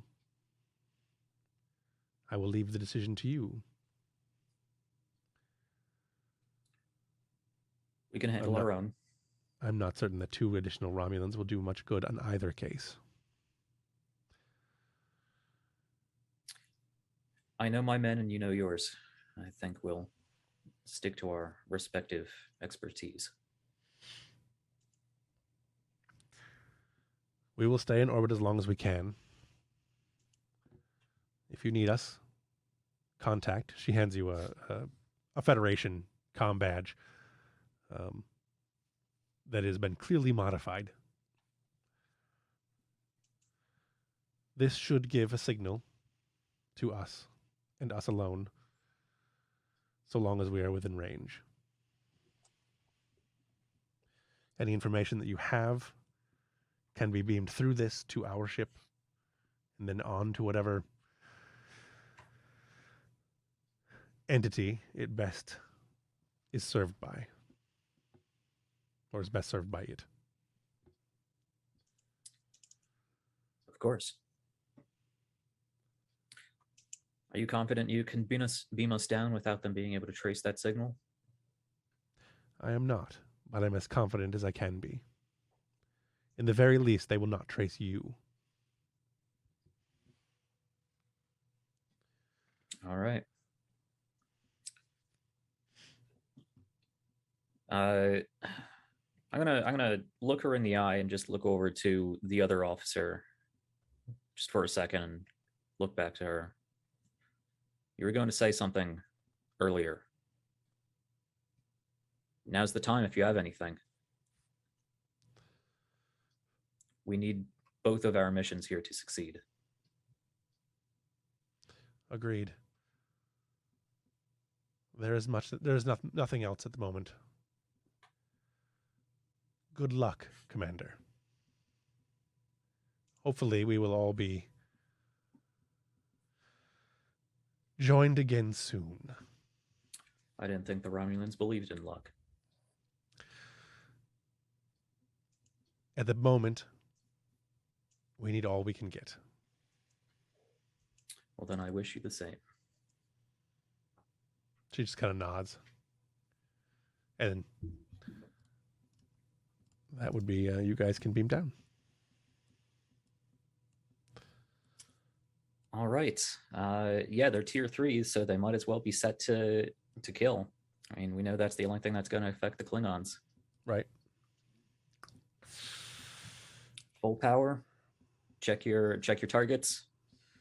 Clean shots. Stay discreet. All right. I had originally set this up to do Fog of War and all that cool stuff, but since we've never played that way, I decided to not do it that way. So you may not. You'll see the whole thing, but you may not obviously see the whole thing all at once as your characters. Clearly, you know how it works. You beam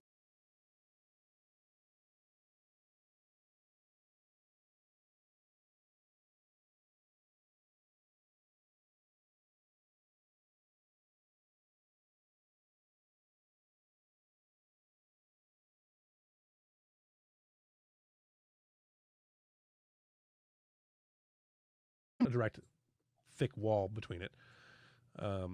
It's loud. It's very loud in here.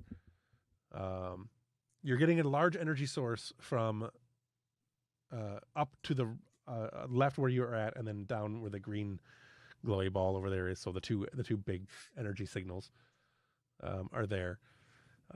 Below you, well, I should say, there are a number of Klingons in the area. Most of them appear to be working. There are also a couple of Romulans that you're seeing. The Romulans do not appear to have any augments, but the Klingons do. Below you on that conveyor belt, which you can see from where you are currently standing, assuming that you're being stealthy and not just running over to the edge, so that you're not promptly seen, you definitely see bodies. They are standing upright. They are pretty much all identical. They have various stages of different types of augmentations on their bodies. Klingon? They are all Klingon. Do they all look the same? They are identical. Okay. Different augmentations on them, but beyond that, Like- they are pretty much identical. Yeah. I would like to scan them. Okay. Go ahead and give me a control and science. Okay.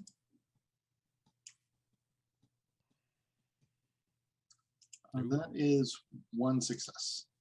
It's good enough. They're definitively Klingon, and they all have matching DNA. It actually matches with Morjad's DNA that you had acquired earlier on Ambrose's face. I gotta kill so many of them now. Are they like chemically unconscious, or could they like wake up at any minute? They are definitely unconscious, but it is not chemical. You are actually not sure why they are unconscious. Ambrose, there's a definitive pressure on your mind here as well. You felt it before when dealing with powerful beta Zeds, very, very strong beta Zeds. Like trying to push in or trying to suppress, or it's clearly whatever it is. It's trying to. It is suppressing something somewhere. Okay. It's definitely not targeted at you, but you can feel the suppression right in the vicinity. So.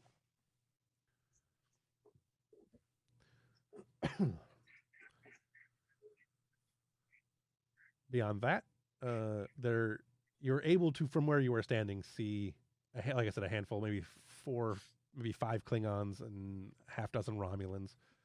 They're moving about.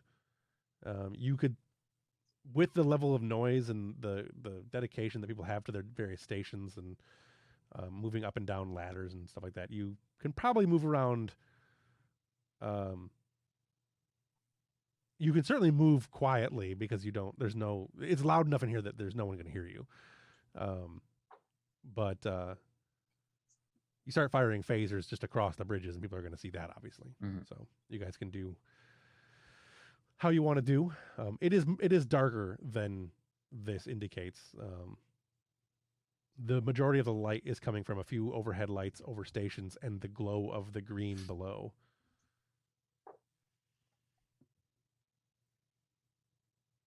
Okay, so this looks like one large open room. Really, there's no walls except for the periphery that's blacked out. Yeah.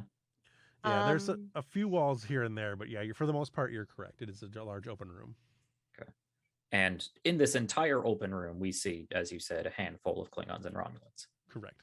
Okay. And we've got this set of 4 cylinder-looking things. Is that like a conductor of some sort?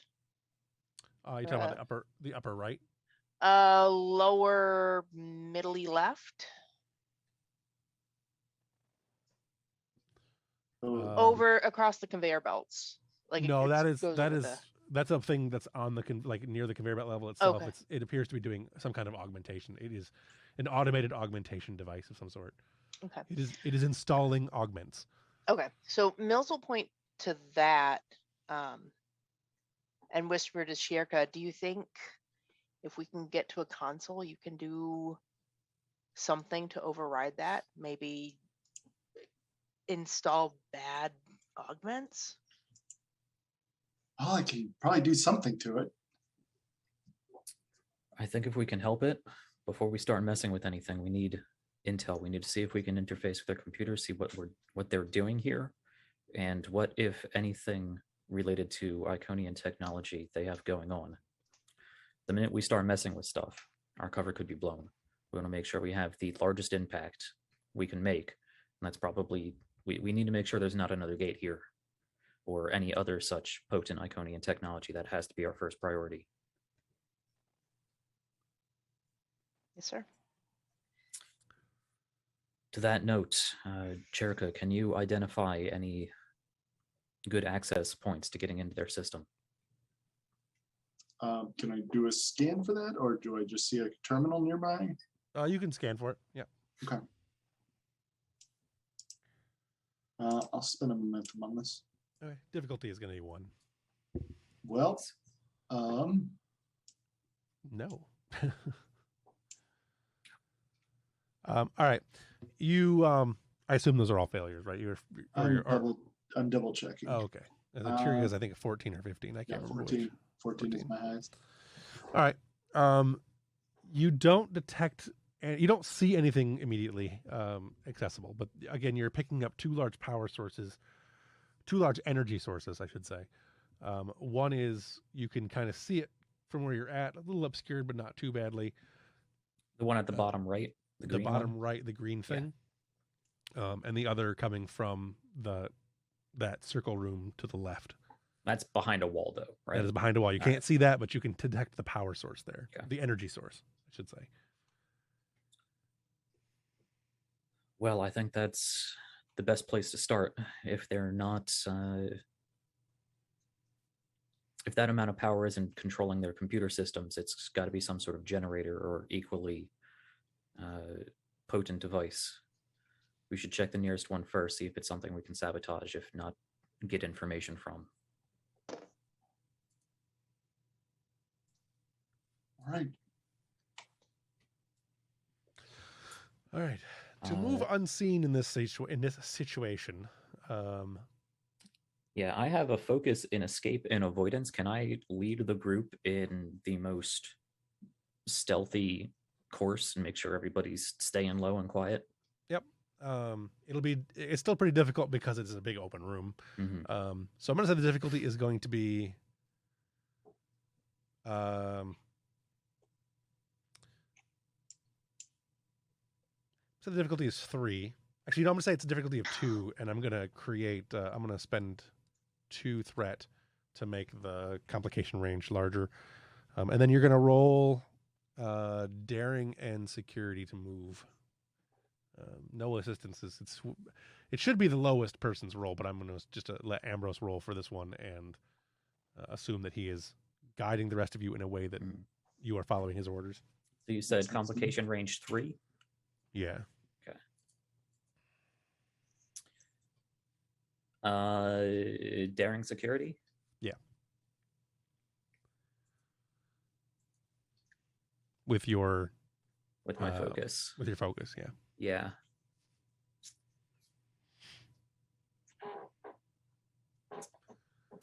What does that put the complication at? 18, 19, 20?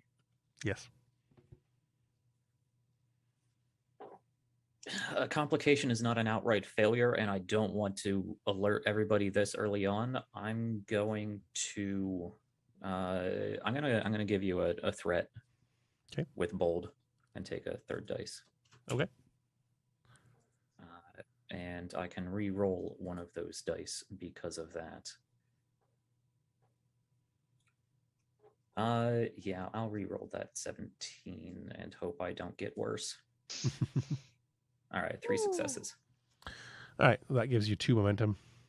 No, it gives you 1 momentum.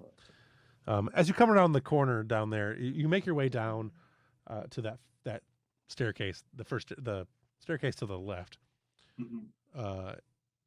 As you come around the corner, you see one of the Romulans almost rounds the corner into you, but stops as he's looking down at his data pad and like swears in Romulan and then turns and goes back the way he came, just narrowly avoiding him seeing you. At the bottom of the stairs, that big block there, that's That is a computer console.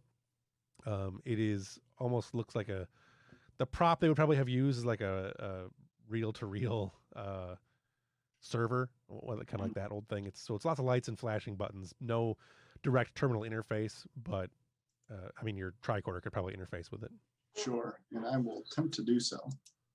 And then you can see to the top there, to the what would now be your right. You can see the door heading into that other room. That door is definitely secured. There is one guard in front of it. You can, for the sake of convenience of the story, the guard does not see where you are, but yeah, you can definitely access that terminal. Romulan or Klingon? It is a Romulan. Okay. Going to access the terminal from the tricorder. Unless Ambrose wants to start shooting that Klingon first to get rid of him. I'm going to instruct Mills to both of us are going to take aim. Granted, I mean that's an order. She she doesn't want to. She's disobeying an order, but I am going to command. We're going to both take our action to aim and ready a shot if Cherka's thing alerts them. But yeah, Cherka can interface with the system. Okay. So assuming we're in combat rounds, you go first and aim and ready in action. And then Mills will also do because you don't have an NPC action. And then Elizabeth can go. No pressure. And why the hell we didn't think to bring some adenosine gas with us. Oh, I will use a momentum. Some row gas. Some row gas. 1 success. I got 1 success. Unless this is an extended task. No. Okay. No. On 1 success. It doesn't take you long to interface. You do. You don't get a very deep level of interface though. You've got some, like, you're seeing the basic, what essentially would be a GUI system. Like you've booted up Windows essentially. Mm-hmm. What you're seeing is, it appears to be a data recording device. It is recording video and audio and just technical data from whatever is in the room behind that guard. It is directly interfaced to a variety of sensors that are in that room. Using those sensors, can I determine what is in that room? You definitely get that there's a high power energy field in there that has recently come online. It is a power source that the computer does not recognize. Okay, so it just looks like they're gathering information about it.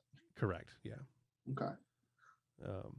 With the level of information, with the level of connection that you have, you can't get much deeper than that. The computer might know more, but you didn't get enough roll. So, Commander, they seem to be studying this thing. Whatever's in there.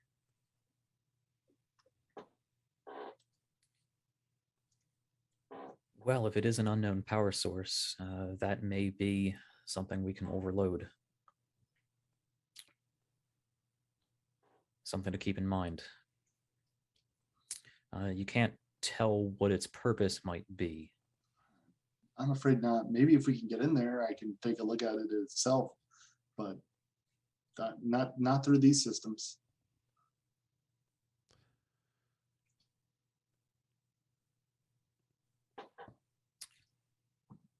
it is less an energy source in itself, so much as it is not a source of energy. It is a use of energy. I should put it that way. Okay.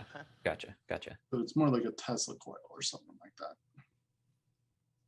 There's some sort of like almost transformer or capacitor. But yeah, there's definitely a lot of power being used there. Okay.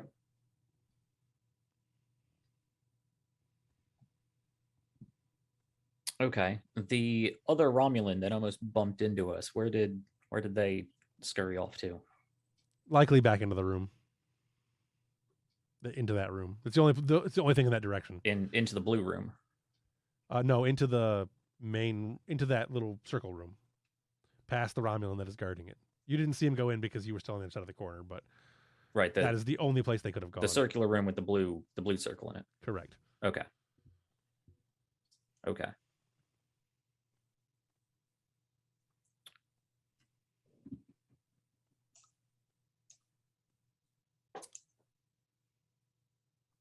Yeah, Could we look out and see where the other? It's hard to think tactically when we don't have pieces on the board and can't No, I know. like ping Right. squares and whatnot like you can do on Roll20. Yeah. I'm just trying to get a lay of the land to decide if I want to risk getting into that room now or if I can risk going further through the facility for more reconnaissance. But if there's Romulans and Klingons walking around all over the place, Yeah, getting around very far, it's going to be tough without any kind of conflict. mhm. You could certainly access the room now with minimal conflict. Like I said, it's loud enough. No one's going to hear any weapon fire. No one's going to Gotcha. hear any combat, even hand to hand. They're not going to hear it. Speaking out of character too, worst case scenario, this room is probably one of the more defensible rooms in the. Yeah. Right. Yeah. Mm-hmm. Yeah, I had originally planned to set this up to do, like tokens and everything else, but I figured since we haven't done that yet, this would not be the mission to do that on. That's fine. Okay. I even went through and added all the light and line of sight and everything else. That's a lot of work. That's pretty easy, but it's still Okay. nonetheless. Looking around whatever room I can see, can I see any long, thin metal pipe, like maybe 1.5 meters, 2 meters? Sure. Okay. I'm gonna sort of nudge Mills, and I'm gonna dial down my phaser and instruct her to do the same. Dial it down to a high stun setting, and I want to see if we can just all folk like even if the other security officers want to get on this. I want to just all focus fire and try to stun this Romulan guarding the door. Okay. Like 4 guys or 4 or 5 people with type 3 phasers on heavy stun shoot a guy. As long as that wouldn't kill him, yes. He'll go to fucking sleep. Yeah. I if there's nobody else in the room and it's loud enough, yeah, I want to make sure that we hit this guy and bring him down. Sure. Give me. You don't even need to roll that. Yeah, with 4 people shooting, somebody's gonna bring him down. There's no roll on that. Yeah, the guy you fire and he kind of flies back against the door as 3 or 4 phasers hit him. Hits the door, slides backwards and steps backwards, hits the wall and slides down. Drops his disruptor on the floor. He is really, really out. I want to double check, make sure that there's nobody else in the room, and see if him flying into that door causes anyone on the other side of that door to do anything. So I'll wait just a moment. I think I would have seen it if somebody was in that room through the computer. I didn't think you got a Not visual necessarily. recording. I thought you just got confirmation that it was visually recording. Like, Yeah.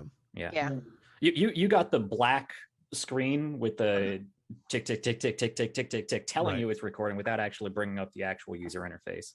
That's fine. So yeah, the door opens and that Romulan that you almost ran into earlier is standing there, and he looks down. Oh well, and then I guess now we have to shoot him too. Yeah, then he looks around and then goes to hit his comm badge and then gets I assume phasered again. Go ahead and give me a roll this time. Okay. See, my plan was to stun that one guy and shove a pole down the back of his clothes so he stay standing up. But if you send him flying back into the door to knock on the door, Yeah, then, it's a lot of phaser. It's fire. a lot of phaser. I guess that's true. So Directed energy light weapons should not. I know, but you know what? It does all the time. Yeah, TNG Star Trek flop. logic. Okay, so Actual guns don't knock you back either. that's true. Yeah. What is this? Daring security? Difficulty 2. Daring security difficulty 2. You don't have to roll damage really. Just as long as you hit him, he's out. Heavy stun is enough to knock somebody out. Yeah. Someone who isn't an augment. Okay. Yeah, I don't have any focuses for just shooting. So take another threat because I'm a threat generator. Normal complication range. Yeah. Cool.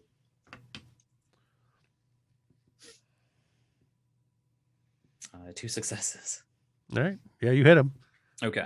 He goes down. Flops right there in the middle of the room, just like you wanted the other guy to do. All right. Of course. Of course. Does it look like he got to his communicator? No. All right. So I'm going to run forward. I'm going to grab that pipe and I'm going to go to the guard. I'm going to ram it down the back of his uniform and get it down one leg so it stiffens him so he can stay in a standing position. And I'm just going to lean him up against the wall. Okay. I'm going to motion for everybody to come through. Mills and the other yellow shirt to take flanking positions by the door, and we're going to breach the room. Okay. The door is open because the other guy opened it. So yeah.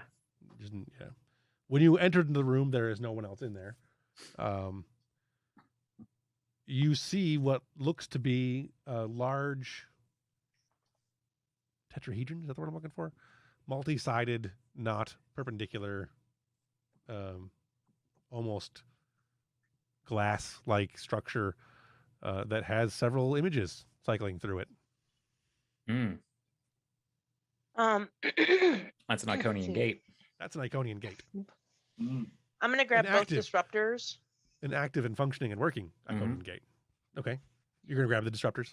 Yes. I'm going to grab the communicator off of the one that Ambrose didn't stand up, and then just kind of look at Ambrose with a questioning head nod to the other guy he stood up.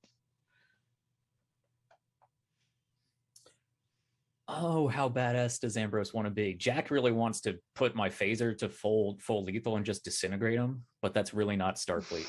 So no, I'm just gonna. Well, there is recording in this room. Does it look like there's anywhere outside of this room that we might be able to stash him? Probably not in the area you're at. Short of throwing him over the side into the blue goo. Right. Somebody That noticed seems that. lovely. The green blue goo. Or know, through the gate. I mean, right. Just you're going somewhere. Bye. Now that Chiarka knows that there's some sort of recording devices in here, let me ask, Chiarka, before we get too far, before we breach into this room, can you see if you can identify what actual recording devices are in there? Was I able to determine that when I hacked the computer that was recording? Yeah, it wouldn't take you very much to cross-reference what you see in the room with what the sensor data you're getting. There's a number of cameras, different angles, audio recording devices. You can locate pretty much all of them with relative ease. Okay. Does it look like one of those visual recording devices was pointed at the door? Probably. Yes, I would say yes. Well, no, not at the door, necessarily directly at the door, but would have the door in its range. Right. Like, it's definitely not there to secure the door. It's definitely there to record whatever this gate is doing. Right.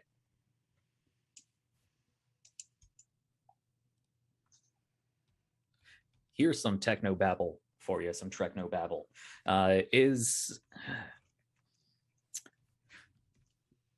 Chiarka, can you scan for anything in this room that might be photoreactive enough that we could supercharge it, maybe create some sort of temporary EMP effect?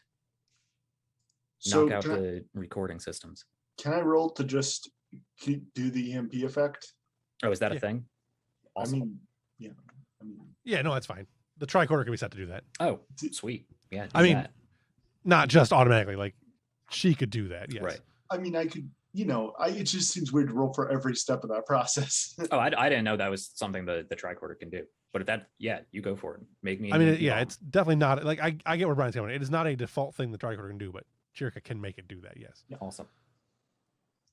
I'll use a momentum. Difficulty, we'll say, is 3.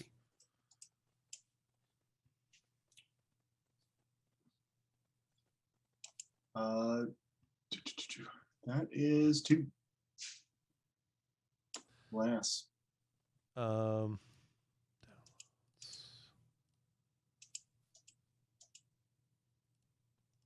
me a second.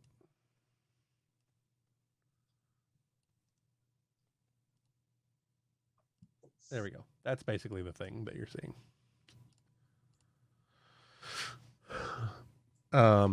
So you can definitely set off the EMP anyways. You can just succeed at a cost. If you want to do that, I will do that. The cost will be that it probably overloads something somewhere else in the system, probably that terminal that you were accessing before. Commander, I can do it, but we'll lose all that data they've been storing.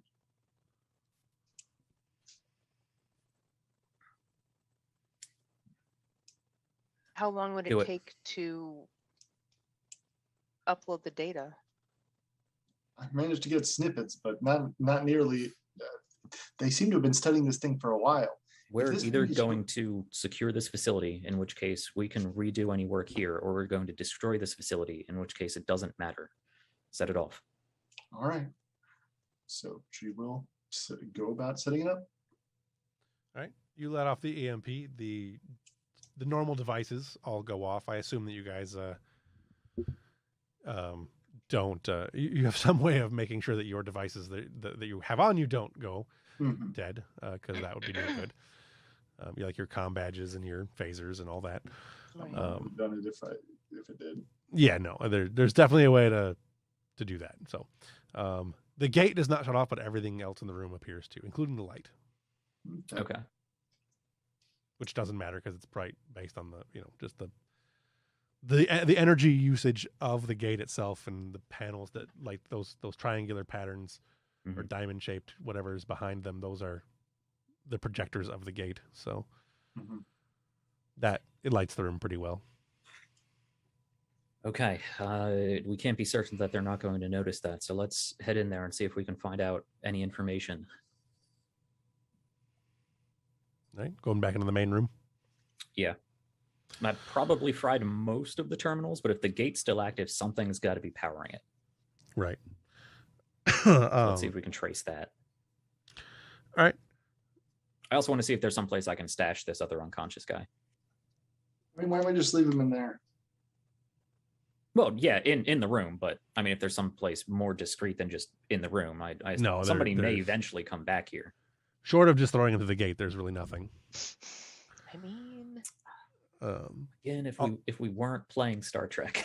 Right. You throw him through the gate to a place that's inhabited, He winds up in Des Moines in 1930s. Right. The one of the security guys that's with you kind of gestures to a satchel of charges. Do we want to set charges here? Yes, we do. Right. Those two guys will start setting charges here if you guys want to move on, or you can wait for them to finish. No, we'll. I mean, what is? Are we talking like 2 minutes, or are we talking half an hour? Probably closer to like 7 or 8 minutes to make sure they're in the right places and that they're all set and no one blows up trying to put them on. The longer we wait, the more likely it is that somebody's going to check in on the 2 unconscious people. Yeah. No, we got to get moving. All right. There we're going to stay behind and start setting things up as you make your way through. You want to go back up the stairs you came down or go down the hallway that you did not come through? To the south. Are they both on the same elevation? Yeah. Okay. Well, then we proceed further into the facility. All right. You come around that southern corner there, down to where that bridge, there's that red canister by the staircase that goes, I think it's supposed to go up, but I'm not sure. Either way, back to the level that you were at before. No, I guess that one actually goes down. Doesn't matter. There is a Klingon on that lower platform. I can't really highlight things. That's unfortunate. That's the one unfortunate thing about this. I don't think I can highlight stuff. I can draw. I mean, you can just put your mouse over it. You can see my mouse on the. Oh, if we're watching the stream. On the stream, yeah. Oh no, you can't. Nuts. Huh. That's weird. That doesn't show the mouse. it does. I don't see it. Oh, Oh no, it doesn't show the actual. That is weird. Yeah, it shows Yeah. the wheel, but not the mouse. Yeah, so Yeah. the center of the wheel is where I'm referring to. Right. Yeah. Fair enough. That is lowered. That is below the grade you guys are currently on. There are 2 Klingons down there, who appear to just be kind of like watching the various avenues of the rest of the facility. Right. And then you can go across the bridge. There's that red canister. That is probably something flammable because that's what red means. Mm-hmm. There's the bridge that you can go across. That next platform, that's another lowered platform. Or straight across to where that green energy thing is. Mm-hmm. But presumably, if we go across the bridge, those Klingons would see us. They're looking further into the facility. Yeah, almost certainly they would see you. It would be practically impossible to get across that bridge without being seen. Right. Do we see anybody immediately to the other? You see that other bridgeway parallel? This one? No. Further to the right. Yeah, that one. Okay. Do we see anyone over in that area looking back at these Klingons? Not at the moment. They everyone that's on that side appears to be looking at consoles. There's a Romulan and a Klingon in this lower one here. The one that has the 2 red canisters. There's one Romulan and one Klingon in there. But the Klingon appears to be watching whatever the Romulan is doing. And the Romulan is very intent on whatever he's doing on the council. Right. Console, not council. And go ahead, Ev. I've been talking a lot. Is where we are pretty open air? There's no. If you come around that corner, it would be, yes. Okay, so there would be no like panels that we could pull and go play about in tubes and No. Some okay air vents to crawl through. Right. Deus Ex style. Nope, just that red thing and that little blue thing next to it. But that red thing is probably pretty flammable because that's. Are there any cardboard boxes? Okay, so it's loud. There's no direct eyes on us. How far down from that level to the weird bluish green goo? Probably 20 feet. Okay. Maybe 30 to the actual goo, 20 to the platform. Okay. Hitting water, they're augmented, probably wouldn't knock them out. They'd just splash around and cause a commotion, draw more attention. I was considering trying to sneak down and flip them in. Right. Assuming it's water, yeah. How far up are we? 30 feet? So from the platform that you're on, you're about 30 feet from the blue goo. From the platform that the Klingons are on, they're probably about 20 feet, 25 feet. Okay. So close enough that if we were to, naked the Romulan guards and dress up like them, that we'd tip them off pretty well immediately. They're not going to mistake us for any Romulans. Ears, yeah. You'd have to have, disguises. Right. Can we actually get a read on the composition of that goo? Yeah, sure. Yeah, go ahead and make us another control and science on that one, Chirka. And then the difficulty is 0. This can get you guys some questions answered and some extra momentum. Yeah, I'm more concerned about momentum for when this inevitably explodes. Right. I would like to use a momentum. Sure. It's a difficulty 0. Go for it. That is 4 successes. Nice. All right. That's the thing, is if you can end up with more momentum than you spend. Oh yeah. So, yeah. Did you spend 1? You spent 1, right? yeah. All right. Spent 1, gain force. That should max us out at 6. Yeah. Well, assuming if you don't use them on the questions. Yeah. Hang on 1 second. Are we able to pinpoint how many people there are here? Sure. Basically, you can use this to answer a whole bunch of questions if you want. Sure. It's a good roll. I would like to use it for that then. the first thing you get is the goo is composed of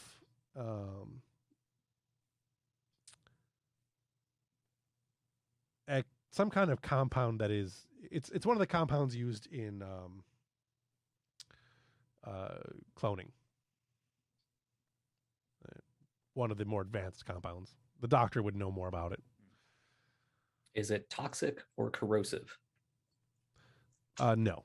Okay. I mean, not in short terms, anyways. Like if you lived in it, it probably, you know, I wouldn't go swimming in it for long periods of time. But no, generally speaking, it is not. That's all Ambrose cared about. Right.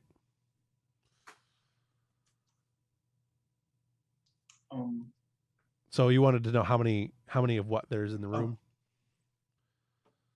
There are 5 Klingons and there are a remainder of 4 Romulans in the entire facility that are not unconscious. Yeah. Because you have two Romulans that are unconscious. So there's 6 total Romulans and 5 total Klingons. Also, I just remembered because of my trait, I get a extra question, or I get a bonus momentum that can be used for extra information. So, all right. So you still have 3. Well, we succeeded at the task, so we identified the goo, right, and then right. we spend that you extra just left the momentum 4. above the 4 that we already had to answer his question of people, which I assume so is the we one you're have using first. 4 left. Yeah. You have 4 left.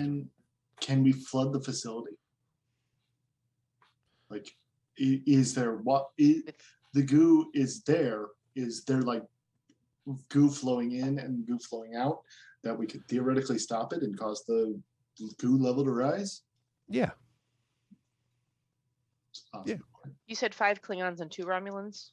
There are 5 Klingons and 4 Romulans that are that are not unconscious. There are 2 Romulans that are unconscious, so that's 5 and 6 total. Okay.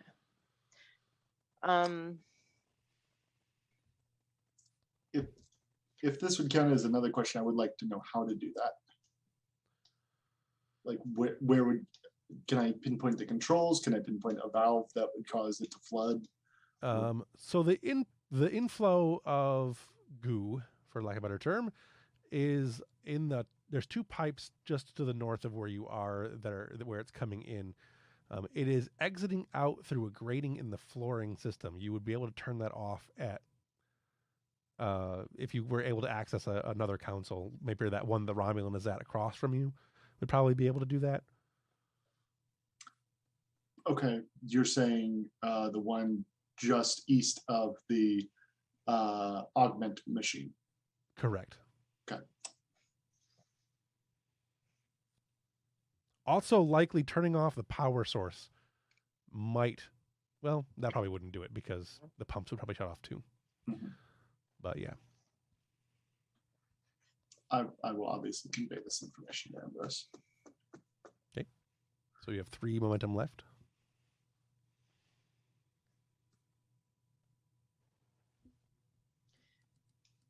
Mills asks Cherka, is there any way to know if anyone is on the other side of that gate we might need to also worry about? Sorry, Chester. I keep kicking a Cheater monster. Which gate do you mean? Do you mean the Iconian gateway, or Yes. would we be able to tell what's on the other side of the Iconian gateway? Sitting and watching it would be the way to do it. It depends. I mean, I kind of assumed it was flickering back and forth. It was flickering back and forth. Yeah, like it was flickering between the various sites that it had. But you know, if you have to stay there and watch to see what all sites it's got. There's a pretty good chance someone is on their side of that. But I mean, would the goo go through the gate? Would the gate remain on? It's all hard to, it's hard to say. Mm-hmm.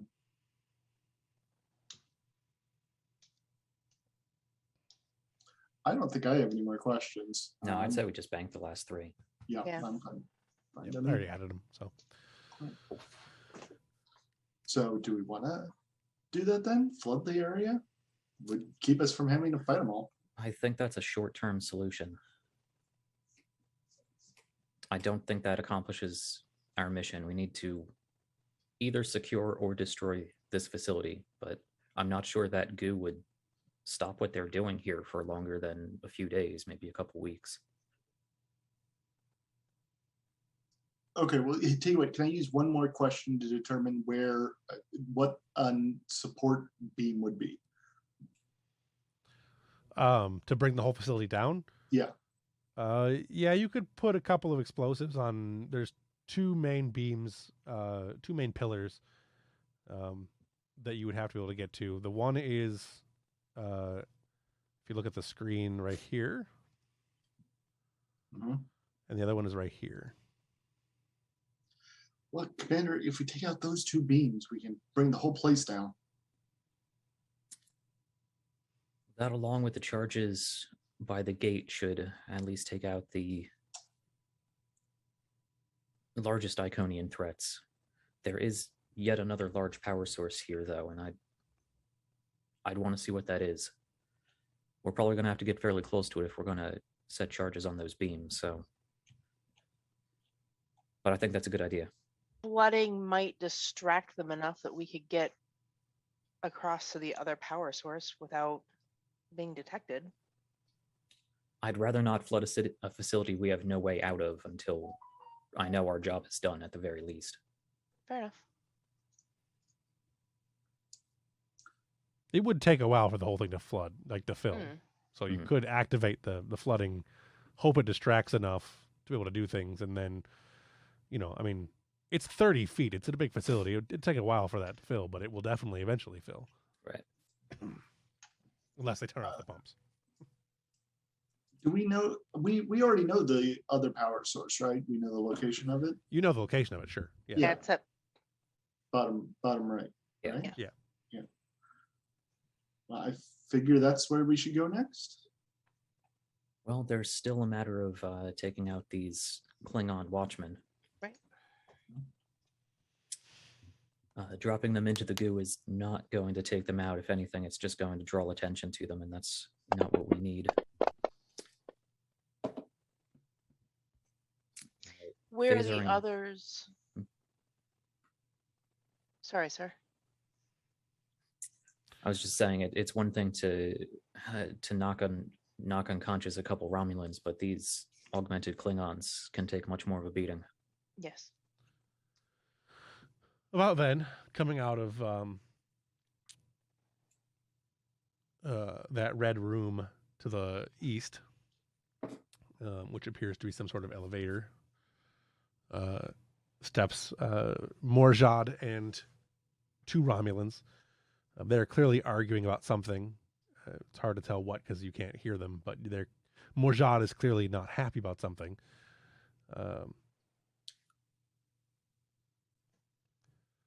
After a few seconds, one of the Romulans begins walking away, and Morjad, you can see him displeased by the fact that this Romulan is walking away from him, pulls his duck tang and shoves it in the guy's back. The other Romulan just kind of shakes his head and says, starts saying something else to Morjad as his Romulan counterpart falls dead to the ground. Were they already recorded on our shadow chamber information? Our list of Klingon and Romulans? Are we down one Romulan now? You're down one Romulan now, yes. Cool. That one. Morjad looks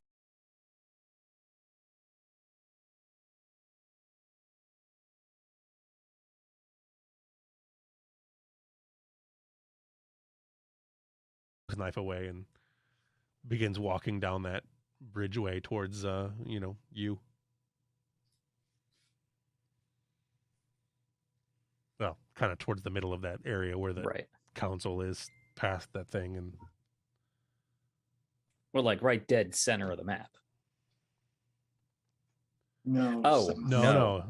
I see. South, yeah, down at the bottom part of this red square, right next to the room with Weaver's big alien fighting robot machine. Right. All right. I thought you were talking about the other big red square just above it. No. Okay. The smaller one. Gotcha.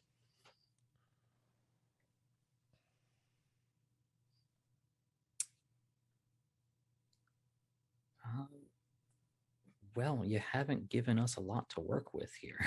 No. Do something. Okay. Phasers, you got phasers. Right. Well, after that last Klingon fight, I know you said you revised them, but after that last Klingon fight, I'm not looking forward to a protracted conflict. Right. All right. Well, here. So if speaking out of character, if Mills and Ambrose each move to to each of the elevated sides, would we be able to tag flanked as an advantage and give us an advantage on those rolls since they're from elevated positions and shooting from different sides? It depends on which ones you're shooting at, but yeah, I mean, I if was you're shooting at the guys that are down on those elevated platforms, then yeah, That's exactly what I or was thinking. lowered platforms, yeah. Mhm. I think my food is. I think the food. I think the groceries are here. I may have to go unload here in a second. Okay. Well, if we have Morjad coming in, we got to do something unless we just want to see Right, if we can't he just stand here and passes. look We can't pretty. just stand here. Rude. Yeah, let's have. I will. I'll tell you what. I'm going to give you guys a few minutes to strategize some more, taking a look at what you've got. I'm going to step out to do some groceries, and I'll be right back. Cool. It took a little longer than I wanted to do, but here we are. So, what are you going to do? Yes. Mills is going to head back up the way we came and head to the other end of this lower platform. And then me and her are each going to take a Klingon and see if we can take him out. Okay. We have drawn on the map. I see that. Has it been long enough that that Lieutenant's no name and what's his face have rejoined us? No, not yet. Okay. Which would be more beneficial to use at this point, the disruptor or the type 3 phasers we've got? Phaser rifle, whatever they're the hell about the same. badass things we've got. Okay. Disruptor? What? Oh, She the took a Romulan ones. disruptor. I Yeah. took both. I took both of them. I presume I gave one of them to Ambrose or to No Name Security, Yeah. but I took both of them. No, No, they're yeah, I would have waved that off to the security guy. Okay. In Ambrose's mind, Federation weaponry is more advanced, in a lot of ways it is. yeah, Mechanically too. more versatile. Yeah, the versatility is really what it's got. The disruptor does more damage, but Mhm. yeah, that's about all it does. So, you're going, I guess, toward the W and the AR. I don't know why it's a W. I was trying to I write. think it's supposed to be an M Okay. because drawing on this thing is kind of difficult. No, it is. It's very. I was trying to get my draw layer to work for me, but I couldn't get it to activate. I wasn't trying very hard. It was weird. I had to click draw and then click draw. Mm-hmm. It's kind of stupid. So Yeah. I do want to confirm there's just one Romulan on that middle, that lower. One right. Romulan and one Klingon. There's one Romulan and one Klingon where the one is. There's two Romulan or two Klingons where the two is. Okay. Okay. Yeah. That, So we have. Okay. Okay, so there's a Klingon here too. Apparently, there's also a long ass line. So I don't know what that's about, but Yeah. I But didn't- yes, there's a Klingon and a Romulan there, okay. and then two Klingons. And then on the other Martok one. and his one Romulan, Not Martok, Marjad. Marjad. And it's just Marjad. The Romulan went back in the elevator. Oh, okay. Yeah, we weren't sure. Okay. Romulan went that way. The other Romulan is lying dead on the ground right there. Right. So now we just have one Romulan unaccounted for, and two Klingons. Scratch that, reverse it. We have one Klingon unaccounted for and two Romulans Yes. now unaccounted for. Well, we know one Romulan went into the elevator. Went back into the elevator. We don't know where it goes, but back in Right. the elevator. Gotcha. Okay. Okay. I So- think maybe I know how many people are where. Real quick before shit pops off, can we figure out where the zones are? Maybe each platform is a zone. So we're at one zone, the middle platform is another zone, and the platform to the right is another zone. Yeah. So that's fine. The elevated, the lowered platforms would also be separate zones. So basically, where the W and the AR is one zone, the two is its own zone, the one is its own zone. And then the other four zones, like where Marjad is a zone. Gotcha. Fair enough. Wonder if I can draw real quick. The one feature that I really want them to add, that they don't, is I need to be able to draw in various Colors. colors. Yeah. Yeah. You can't. Apparently, I can do green right now. If you hit the palette and then hit the black circle, it brings up an RGB. Yeah, okay, I didn't see that. I've got green though, and that's all I really need. Okay. It looks like there's also a text Oh yeah. toggle you can use. Dice and pointers. Check that out. All right, so we were talking about traits and refreshing ourselves on those. So do we have the elevated trait? Is that something we can use to give us advantage on this attack? Sure. Okay. Can we? Would you? Oh shit. Go ahead. Keep going. Keep talking. I closed the map on myself. Okay. Does flanked also count as a trait? Is that one of the traits in the book? So it says scene traits. So it could describe any number of things. So it's ultimately your call whether it is a trait that applies in the scene. I don't know if you can apply multiple traits to it, but You because can. the advantage though only really goes up by one. Like you can only have one advantage applying at a time. It would just negate any other disadvantages. Sure, you can stack traits, but okay. I don't know.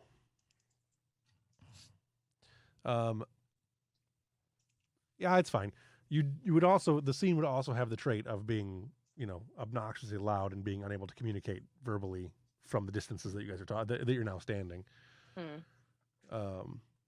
But yes, other than that, Okay. and the greens are separating the zones. Right. And then obviously the deep blue is its own zone altogether. The glowy green of the map itself is its own zone. But you can't. There's no reason to shoot that anyway. Okay. You know what? I guess a flanked wouldn't count as a scene trait. It would be an advantage that we could apply to ourselves. So like you might be able to like do a tactic check to create the advantage flanked. Yeah, I'd have to read the rules again on how all that would work. But for now, I mean, you got an advantage. That's really all you're going to need. So that decreases the difficulty by one. Right. But we can't stack multiple different advantages. So say ambush wouldn't be an additional advantage. For the moment, I don't know how that works. I'd have to get into reading it. So we'll just apply the one for the moment, and okay, should be plenty. Does this game have any sort of cumulative aim thing? Since we have time to set this up, can we? You can aim one round, and it gives you whatever the aim benefit was. Okay, so I can aim for one round, wait, and then the next round the aim still applies. Then I can charge, and then we fire. I believe that's the only way you can do it. Okay, I have to check to be sure. Let me load my cheat sheet here real quick. And I know you can spend a momentum take another swift action, but if we have 2 or 3 rounds to set up, right, then presumably you don't have to. So the weapon has accurate. You can use. You can aim. Aiming allows you to re-roll any number of d20s. I'm just asking if aim lasts for more than the turn you use that minor action on. Roll a single die made during an attack until. I would think it would last until used or until something distracts you from aiming. Technically, it's until the start of your next turn, but for the first turn, I would certainly allow it. Like the first action, it'd be fine. It would definitely go away after you fire the weapon. Right. But yeah, you guys could stack that this time. You'd have the other advantage. Sooner or later, though, Marjot's going to catch up with you. Like he's not a mile away. Right. Sure. So we better hurry. So Mills quickly goes to the other side. We discuss the plan. We're going to aim. We're going to charge to whatever we think is the best shot. And then I'm going to tap the communicator. And when she hears the chirp, chirp, we both fire. Okay. Okay. Trying to think how mechanically that works. So yes, you make the chirp, chirp. You get the first shot. One of you can fire. And then I will give you the free keep the initiative. for the Okay. ambush. I think Ambrose lets us keep the initiative for free anyway. Yeah. Well, I Yes. can do that. Yeah, I was going to offer it for the just because you guys have set it up this way. Right. I mean, ambushes should feel like ambushes. Sure. Yes. Okay. Cool. I guess I'll kick this off then. By all means. Okay. So I wrote myself my own little combat cheat sheet here. Oh, you know what? Chierka will assist us, by the way.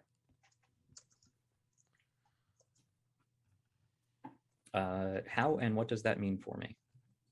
Nothing for you. I'm assisting Mills. Yours. Okay. Okay. Okay.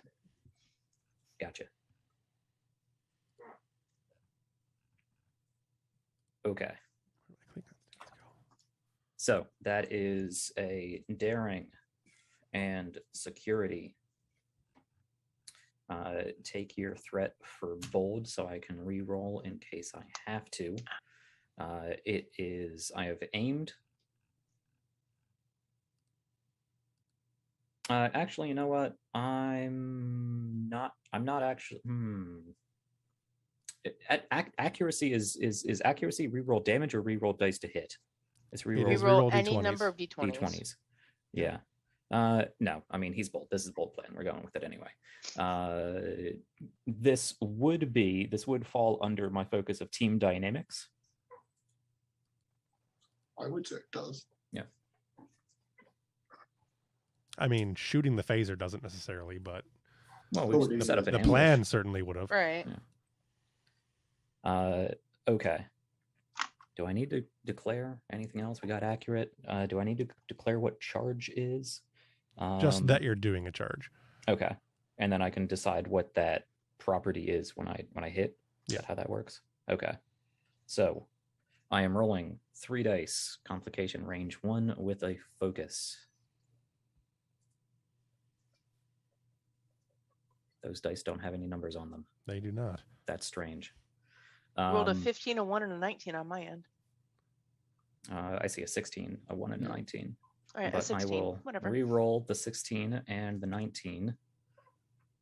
They really don't. That's so Another weird. 16 and an 8. So that is 3 successes. Did Okay. you change your palette to be black on black? Oh, maybe I did. Yes, there we go.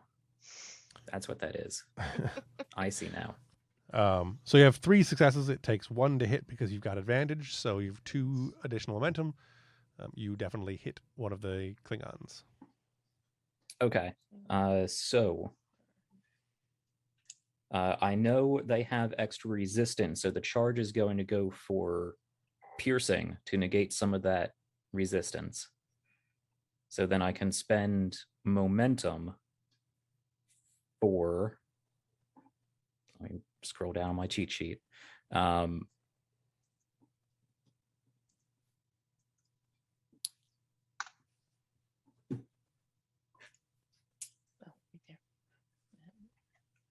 Oh, right there.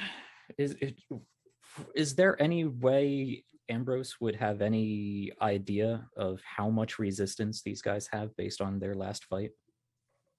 They generally had about 4. Okay. And the Between 3 and 4, depending on the Klingon. right. And the piercing 2, it's 2 penetration for every effect I roll, right? Yeah. Okay. So presumably I might not need to buy extra penetration. Right. Do I need to spend momentum now or after I roll damage? After you roll damage. Okay, so then I can just roll damage. I'll just roll damage.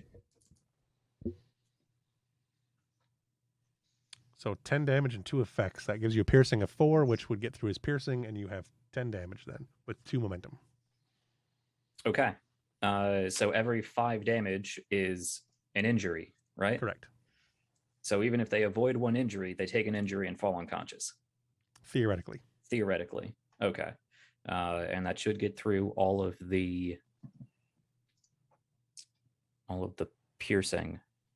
So I'm going to spend, that's something I can do, right? I can make it more expensive for them to negate an injury. Is that one of these things? Yeah, that's Yep. intense. It's yeah, I think it's intense. How It much is does that intense. cost? I don't see that. Where are you? No, it's a weapon trait. Yeah, it's a charge ability. You just Oh, it's a can't- charge. I used piercing or penetrating or whatever it's called. Okay. Not a problem. I'll bank the 2 momentum. We're going to need it. This was a good roll anyway. It increases by 1 for each effect roll. So Right. So it would have increased by 2. I'm not going to bother resisting that because there's no point. And I'll save my threat. I am going to down that Klingon. What did you get a threat for? It would You use went me. bold? It would use my threat. Oh, to- okay. Use your Okay. action. Gotcha. Yeah, to negate. I get free one. I can spend one threat to negate Negate an the injury. additional injury. Well, I could negate 2 injuries in this, but there's not really much point. He's gonna be dead next turn anyway because he won't have any body Oh, left. they don't follow the same rules as PCs? They get a free one for their augments. They get their normal Oh, buy off, okay. and then they can get 1 free one for the augments. That's Okay. how I went around it the last Gotcha. time rather than doing other things. Gotcha. Um, So then, but there's no point in me doing it in this instance. So Right. So then Mills gets her ambush round now, right? yes. Chiaka assist for 1. All right.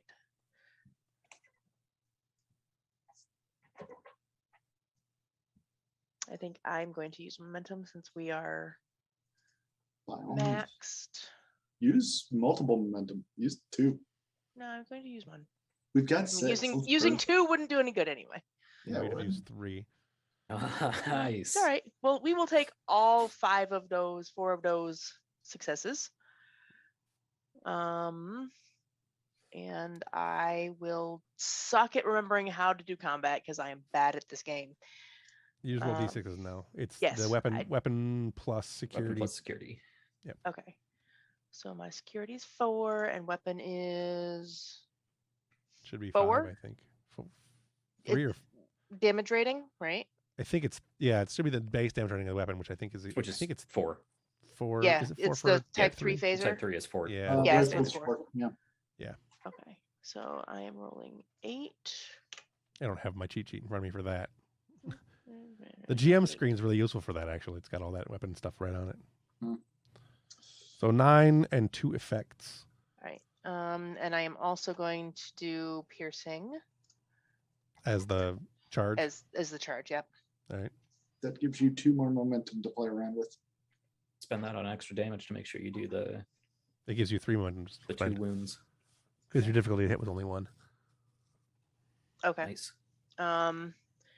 Well, we got more Judd coming up, and he's gonna be a pain in the ass. So Well, we can only bank 1, so use 2 of them for something. yeah, I'm good with using 2 for extra damage. I just rolled 2 more d6, right? No, you don't do anything. It just No. adds 1 more Oh. damage each. Got you. Okay. Well, then I will leave those alone. And then, so you get your momentum back. You drop another Klingon, and it is now my turn. Is there anyone else within range that I could potentially do something to? I mean, within weapon range, sure. But Okay. Yeah, so then I'm going to what is it called? Shoot the runner. You can't. Quick You action. can't apply that twice because I gave you a free one. You wouldn't be able to apply it again. You gave me a free one. I can use my my Yeah. talents. That's the whole point. They don't. Well, I gave you a free one, so you didn't have to use the talent. I suppose. All right. I suppose that's fine. Technically you can't do 3. You can't do 3 actions in a row normally. Yeah. So, but it's fine. Go ahead. Okay. I got more Klingons. I mean, I took the time. We took the time as a group to set up this really good ambush. Yes, I think that there's a certain point when the rules don't accommodate what you want them to do, but Okay. it's fine. That's fair. So that's clearly going to draw attention. Brian said we can use those red explosive barrels as yet another advantage. Can I shoot over there and see if I can blow up that whole lower section and take out the other two guys there? Sure. All right. To be clear, I said they would count. They might count as scene traits, and we could we could take that. That's Yeah, no. If you want to shoot one of them, that's fine. You're standing right next to one, so go ahead. Well, I don't want to shoot the one I'm standing right next to. No, but Morjad does. it's True. true. That's true. He can take scene traits too. Yeah, that is true. Yep. Okay. Well, we got plenty of momentum to play around with. So, minor action. Your difficulty, because you're shooting across multiple additional ranges, your difficulty is 3 to shoot that red barrel. Because you're shooting out, you're shooting through an additional. Really? Yeah, there's each zone increases. Each zone increases it by 1, so but it's only additional 1. Your difficulty is now 2. Okay. Oh no, I guess it would be. You've lost your aim, so it would be 3. Okay. Well, I can minor action aim. Right. Mm-hmm. Okay. So that would bring it The aim is the reroll. Aim That's is the the rerolls. aim. You got from the ambush. You got the from the. Okay. Yeah. Well, you're we're, not. we're You're replacing the different ambush advantage with the red barrel advantage. The red barrel is just going to do a shitload of damage. Is all it's going to do. Okay. It's going to explode and do much damage. The ambush basically worked for the first round of combat. You are now technically in the 3rd round of combat. I applied it to the first 2 rounds of combat, but you're now technically in the 3rd round of combat. Okay. So now we're not using the scene trait rules. Does it apply for the entire scene? Because at some point the ambush is going to go away. Well, the barrels, if it was a scene trait, would give. They're not a scene trait. No, they're Okay. a weapon. They can be. They're just another thing you can shoot and blow up. It doesn't. Sure. Really, I'm not sure what that really applies to as far as the mechanics terminology goes. I don't think it does. It doesn't have rules for that kind of thing. Yeah, it's a thing that will blow up. It's an Okay. explosive. So back to my cheat sheet. This game has such complicated combat. Okay. I don't know that it's really any more complicated than other games. It's just It's more pretty, all in one place. I think. pretty simple when you have the vocab down. Is the thing. Yeah. All right. So aim would activate the accurate. So that is my minor action. You get one Correct. minor action and one actual action, right? Correct. Right. So then firing is the full action. full action. So I will do that. Okay. So aim and fire. Yes. Your to hit is your difficulty is 3 because of the range. Mhm. Okay. I am going to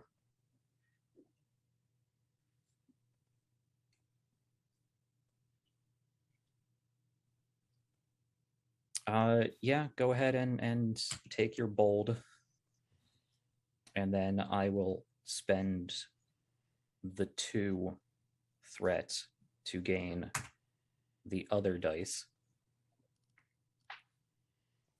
I don't think I have any focuses that apply to this, so I just have to roll. And this is again daring and security. Go. So then I get to re-roll both of those 17s because of accurate. Mm-hmm. That is another success and 2 more successes. No, I don't have a focus. So it's just so 4 successes. You still got one more reroll. You only rolled one of your 2 17s. Oh, the first one didn't pop up. Oh, okay. That's strange. Which came as 17 anyway. So Yeah. Well, still, that's it hits. You've got 4, right? No, 3, which is what you needed. Yeah. That hits. It blows up the thing. I will roll damage for that.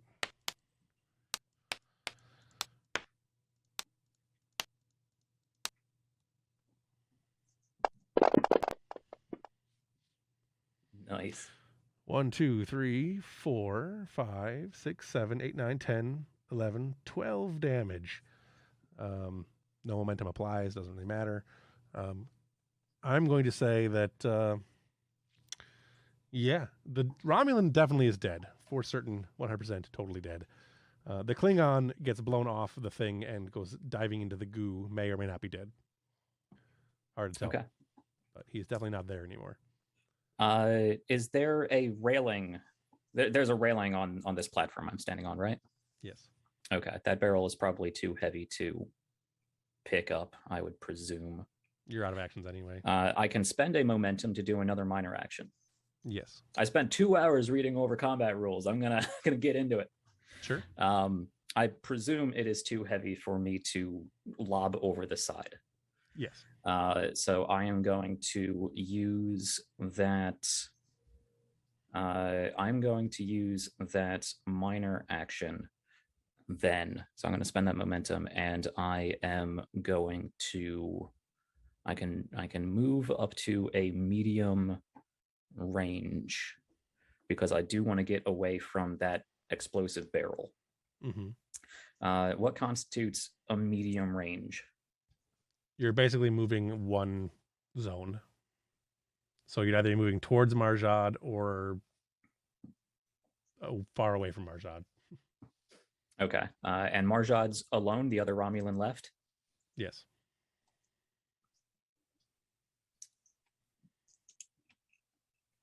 Yeah, I'm gonna run towards Marjad. Okay. So you would then move to that middle section on the bridge there by where the explosion just happened. It's Can warm I over there. can I move into any sort of cover?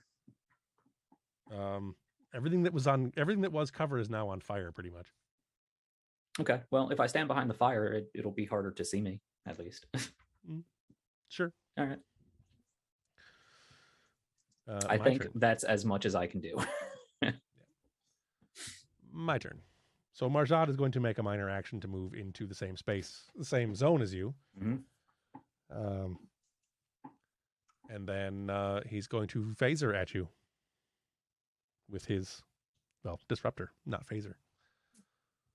Isn't ranged attacks at close range at higher difficulty? I'm not sure if it is. I don't think it is. I do not think so. Shooting into a combat where there are people you don't want to hit is. That was something the video about combat said, so I don't have a page number to give you. Yeah. But okay. I'll look it up. I can also just throw the thing aside and hit you with my batleth. So. Yeah. Well, if he goes into melee, melee, I will use the disruptor before I move, and then move. Okay. So, gotcha. Sure. I had 12. Let's see that again. I will spend 1 and roll 3.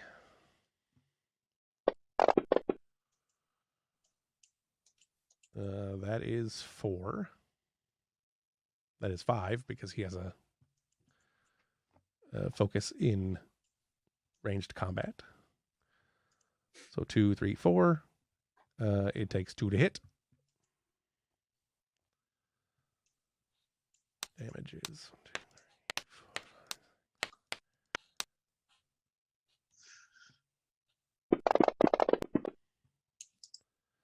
1, 2, 3, 4, 5, 6, 7, 8, 9 damage.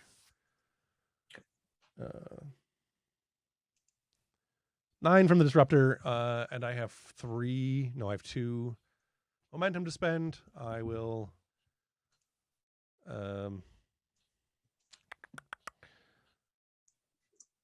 spend 1 on penetrate, and I will spend 1 on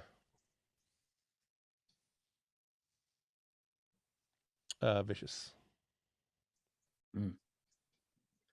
Which is just a vicious of 1. So I think I don't have the disruptor in front of me. I think it's just a vicious of 1. So the difficulty increases by 1 if he's within reach. He only is within reach if he has a melee weapon. Okay. Yeah. Reach is different than close range. Right. Yes. Gotcha. Doesn't matter. He was firing and then moving. Right. So he fires. You take 9. -2 for your penetration, minus your armor, which doesn't matter because you use penetrate. Mm-hmm. You take another 1 for vicious, so that should be 10. Okay. You can avoid injury, obviously. Yes. Do I need to avoid both injury? Technically, the rules don't apply for that, so I'm going to say no. Like if you avoid injury for the turn, you avoid all the injuries for the turn. Okay. Yes. For the attack, not for the turn. Right. So I have the tough talent, so it only costs me 1 momentum to avoid injury. So I'm going to spend that momentum and avoid the injury. Right. But you definitely you still take the stress. And then I will make my minor action to move, and then I will spend 2 more to take another action. So it's actually a little more nuanced than that. You are in reach if you say you're within reach and you're in the same zone. So he can move within reach if he's in the same zone, but he doesn't have to be within the same reach if he's not in the same zone. You see what I mean? Because zones are more complicated than normal. Reach is arm's reach. So if he moves that close, he can be, but he can also be in the same zone but not be within arm's reach. Right. I posted it in the chat. He wasn't in arm's reach. He is going to move within arm's reach now. So now the difficulty increases by 1. Yeah, for a range weapon. Yep. He is, however, going to just grab you. And that will be his action. I'm going to try to grapple. Okay. So that is opposed fitness security? Yeah. Yes. I do have a focus in hand-to-hand. I'm going to spend to be able to do 4 dice. Okay. Well, then I'm going to buy a 3rd dice. Well, give you a threat for a 3rd dice. 2, 3, 4, 5. It is just a grapple. I'm not going to dump any more into this. He's out of turns anyway. What does grapple? What's the negative it gives me? Where is that chart? There's so many charts. Cheat sheet, isn't it? The cheat sheet doesn't really have much for grappling. Grappling works weird in this game. I have the grappling rules up. What is the question? What does it do? Yeah. Places the grappled complication on the target. This will prevent them from taking any action other than trying to break free from the grapple. Gains 1 bonus momentum on all melee attacks against grappled characters. The complication is removed automatically if the grapple is broken. Basically, you can't do anything except try to break the grapple, and I can get a free momentum when I attack you next round. Okay. Yeah. Right? Okay. Well, it says the grappling character gains bonus against the grappled character. So yeah. So I'm grappling him, so I would gain the advantage, the momentum. Yes. And you and Ambrose would gain the condition grappled, which could be tagged, if by things. If somebody comes up and kicks him, that'd give him advantage. Right. Can I spend my determination the Federation must be preserved? This is a mission I cannot fail at, and take my my nat 1. I mean, if you feel that's so the way determination basically works is when you use the advantage, you're basically justifying that that's the reason you're using it, or you're challenging the thing. That sounds a little vague to me for that particular usage, but I'm not necessarily opposed to it. Yeah, I'm not in a life or death situation just yet, so I'm gonna hold on to it. You're right. That's not enough. No, I guess I'm just gonna roll. I don't think I can get 5 successes without rolling real well. But let's see. I do get a re-roll with fuck. Sure. 5. You have a hand-to-hand combat. Hand-to-hand combat focus. Yep. Okay. And ties go to the status quo, right? Which is not being grappled. Yeah, I'm pretty sure that becomes the difficulty. But I'm fine with being it. That doesn't grapple. It basically leaves it at 0. So he goes to grab you, but you manage to evade it. Because it's a melee attack, do I get to hit him, or does that just negate the grapple? No, in this case, you just negate the grapple. Okay. You wouldn't have anyways because you wouldn't have won that roll. Okay. You'd have tied him. That would not have. He'd have been the aggressor, so he would have hit you with with 0 momentum. The defender sets the difficulty, and right. The difficulty being 5, he met 5. Okay. All right. So, but in this case, we'll say that it just negates the grapple. You managed to just barely dodge out of the way. Okay. It goes back to you guys. Chirka, you're the only one left. I'm going to use the data I have for my tricorder, and I'm going to try and create the advantage target spotting to feed that information into the scopes of everybody's rifles and hopefully give them advantage on ranged attacks. Okay. The only person left that you guys can see is Marjad. So, Right. Well, it's look, it's either that or go up and punch them. Yeah, so, no, it's fine. I will use a momentum, and I will try and roll on the fucking table. Does my sensors apply on this? Sure. Then that is 3 successes plus I get a bonus momentum. So you gain 2 momentum. I think difficulty's on that's 2, right? Yeah, difficulty to create an advantage is 2. So, yep. Okay. I create advantage 1, target spotting. You can tag that to gain advantages. That's it. I'm done. All right. So that's the top of the new round. One of you guys can go. I think the only thing I can do at this point, well, they're not grappled. Could I hit Marjad at this range? Yes. Difficulty would be 4 because you're shooting into a combat. You're shooting into an engaged combat at range. Okay. And you managed to not grapple, but how far apart are you? Like, what's the risk of hitting Ambrose at this point? They're engaged, so there's a risk. Okay. It would technically be on a complication, I think, because there's no really good rules for that in any system, Right. except oddly enough, Palladium. But that's not really relevant here. How long would it take me to get over there?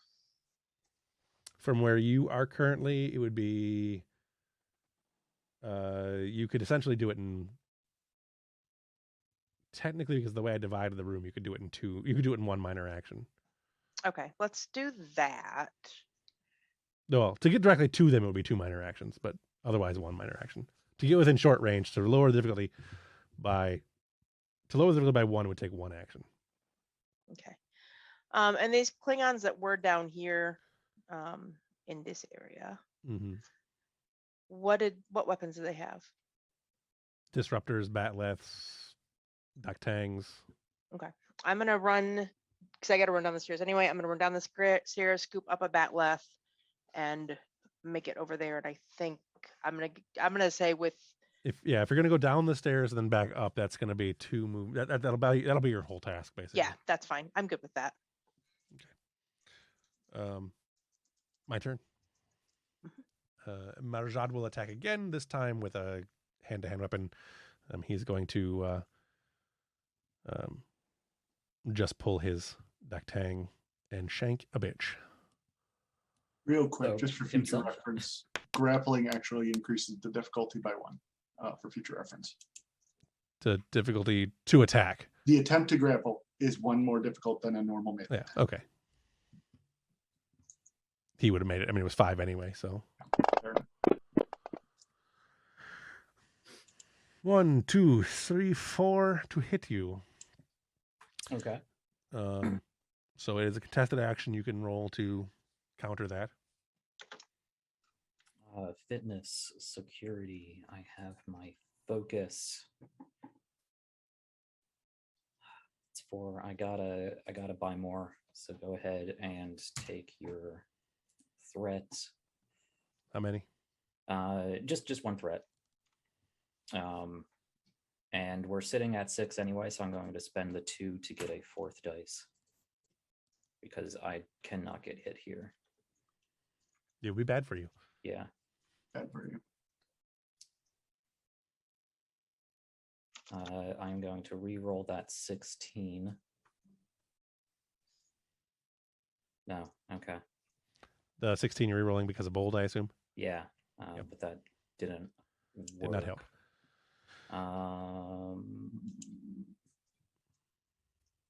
Okay. Let's see. Ambrose has got. I can always use my determination to avoid the injury. Yeah. Right. Okay. You could use yes. All right. So 5, and then the. What's that?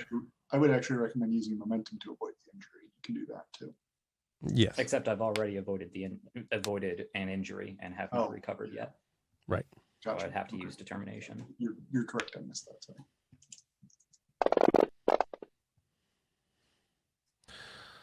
1, 2.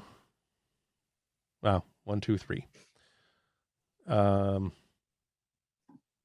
right. I'm going to use his ability to reroll that entire thing, which costs me a threat. 1, 2, 3. 4. All right, you said this armor we've got does resistance of 2, right? Yeah. Okay. And I have 1 momentum. So 1, 2, 3. 4.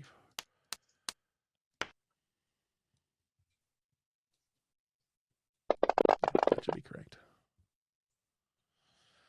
1. Oh, I had counted that wrong anyway. 1. That should have been 1, 2, 3, 4, 5, 6. It should have been 7. But whatever, I rerolled it. Too late. 1, 2, 3, 4, 5, 6, 7. So it comes out the same anyway. 7, and I've got 1 momentum, which I will spend for piercing. So you'll take 7. Okay. I avoid the injury. Okay. I don't know how much stress you have left. I imagine 0. That takes me to 0, but because I avoided the injury, I stay up. Right. However, every damage you take now. What's up, buddy? Sorry, cheater. Sorry, cheater. I keep kicking my cat. He keeps laying right where my foot goes. You better learn. Gotta learn. We're not. All right. Your turn.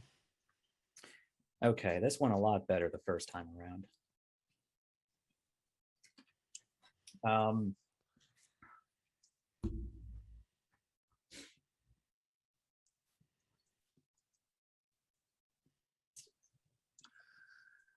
You can't do anything besides break the grapple.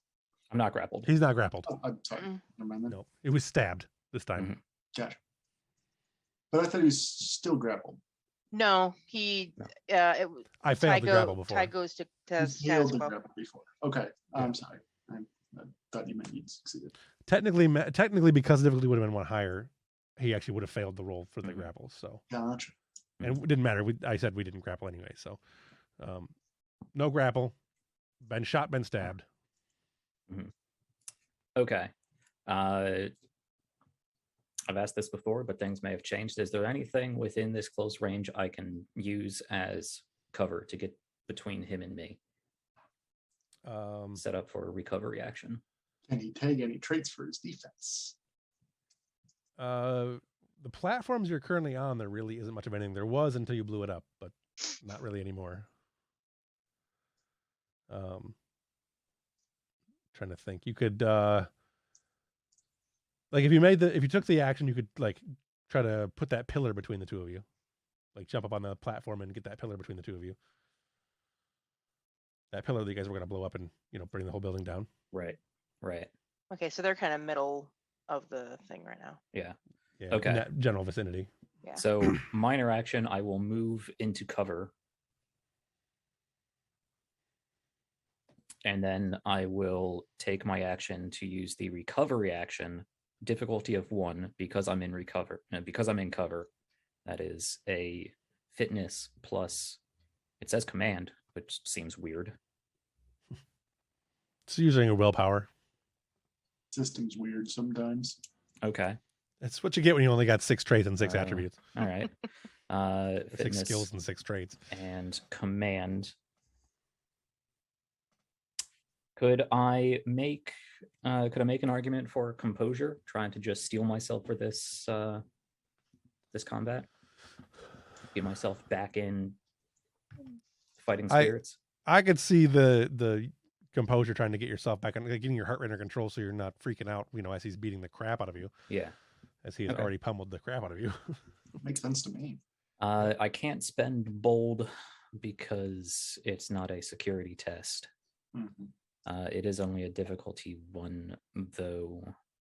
Value 14. Does momentum, let's see, regain ability to avoid injury and can spend 2 momentum to regain stress. Is that momentum after the check or the momentum I spend on the check?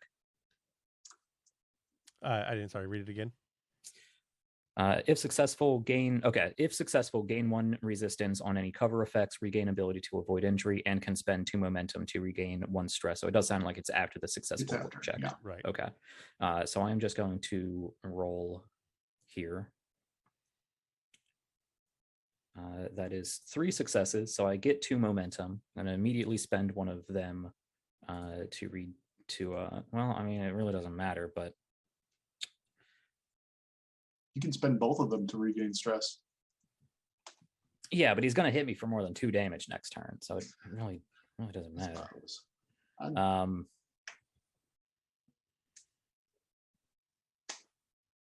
Is there any further negative to being on 0?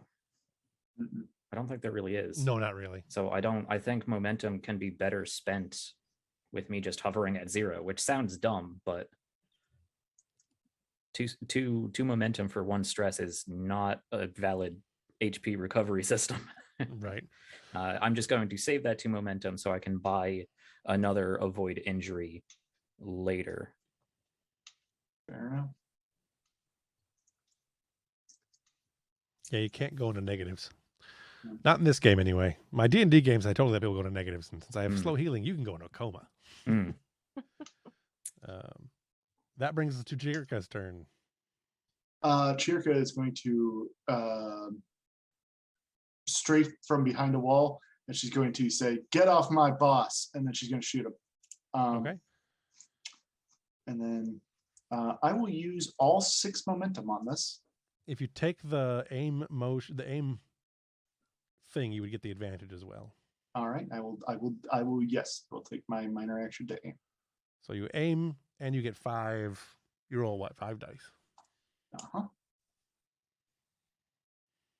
Nice. Hell yeah. Is 14 your to hit, I assume? My to hit with control. Oh, you got a 1, so it's 2 right there, no matter what. Mhm. Right. With control security is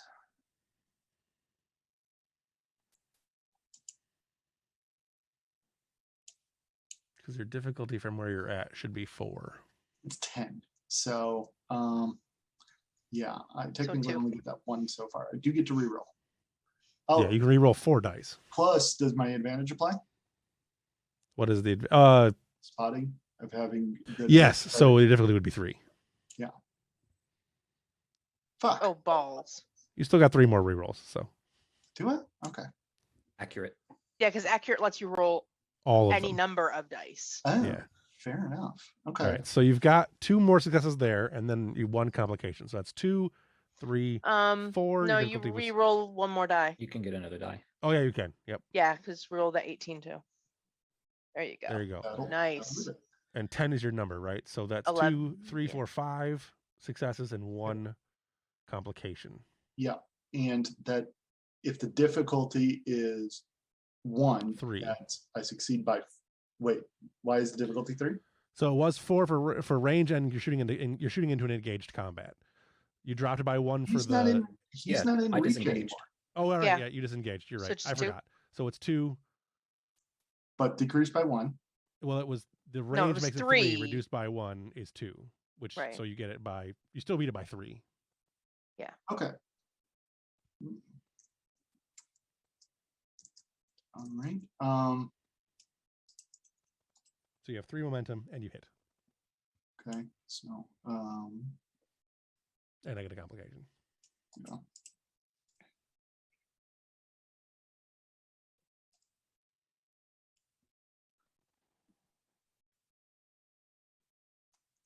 For the effect, I'm going to do vicious.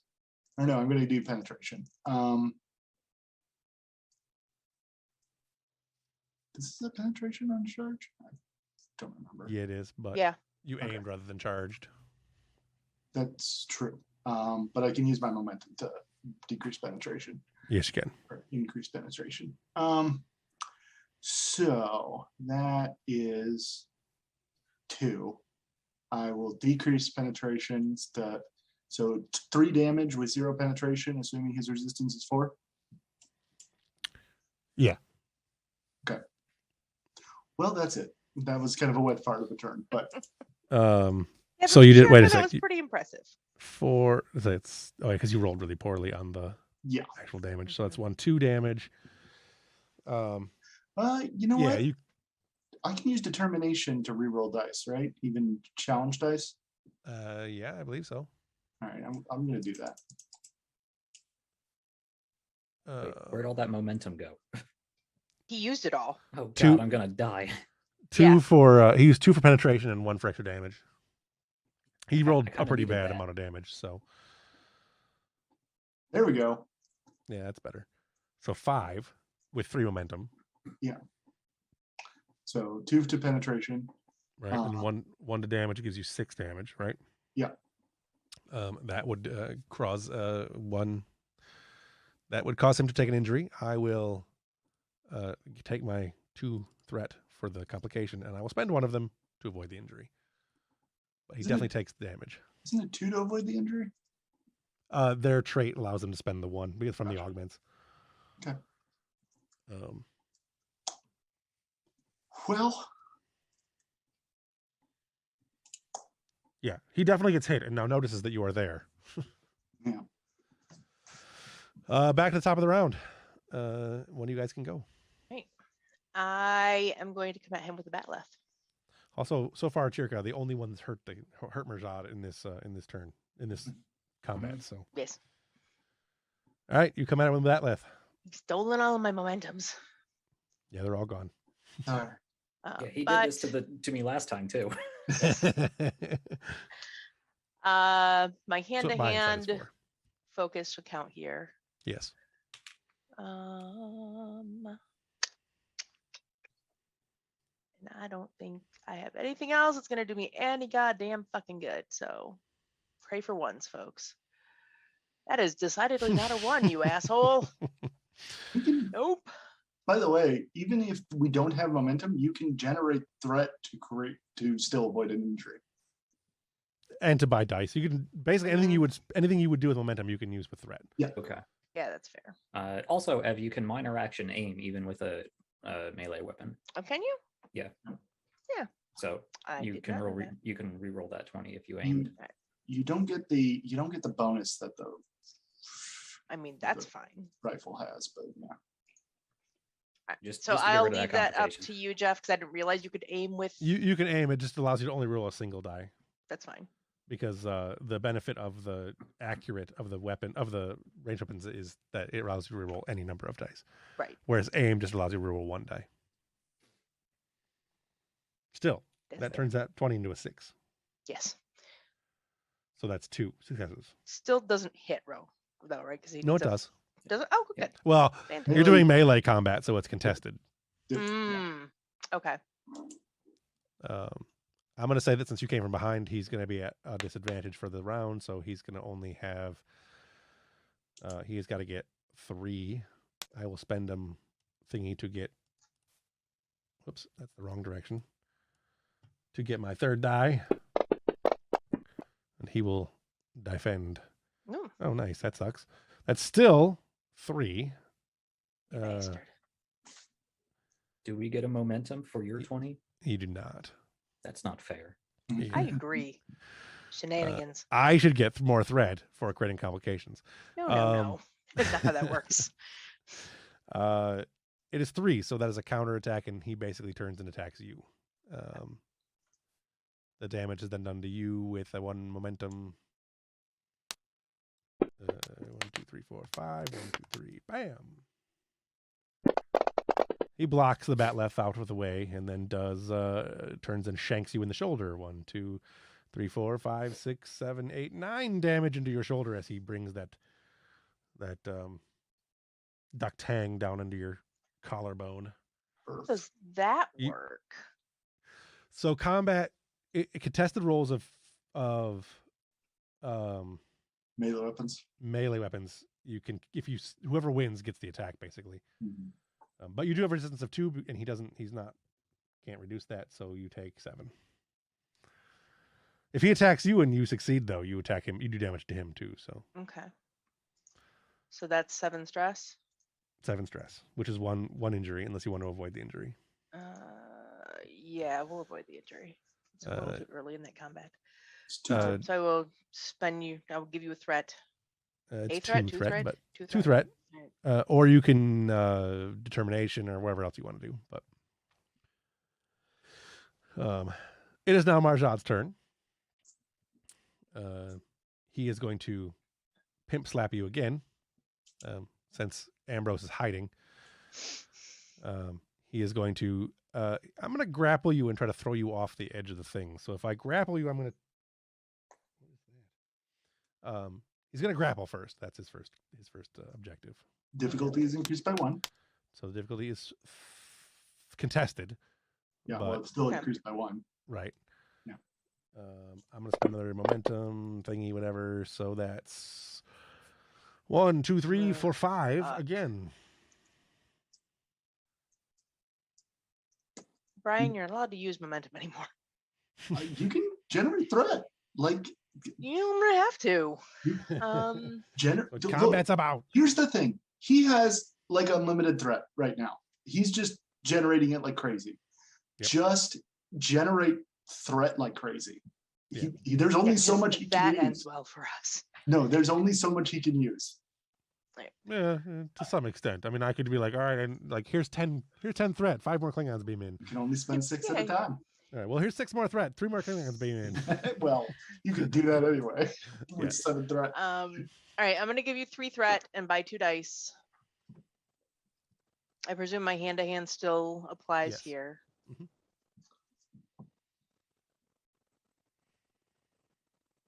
Is that another dice? Yeah, about 2. So that's 3.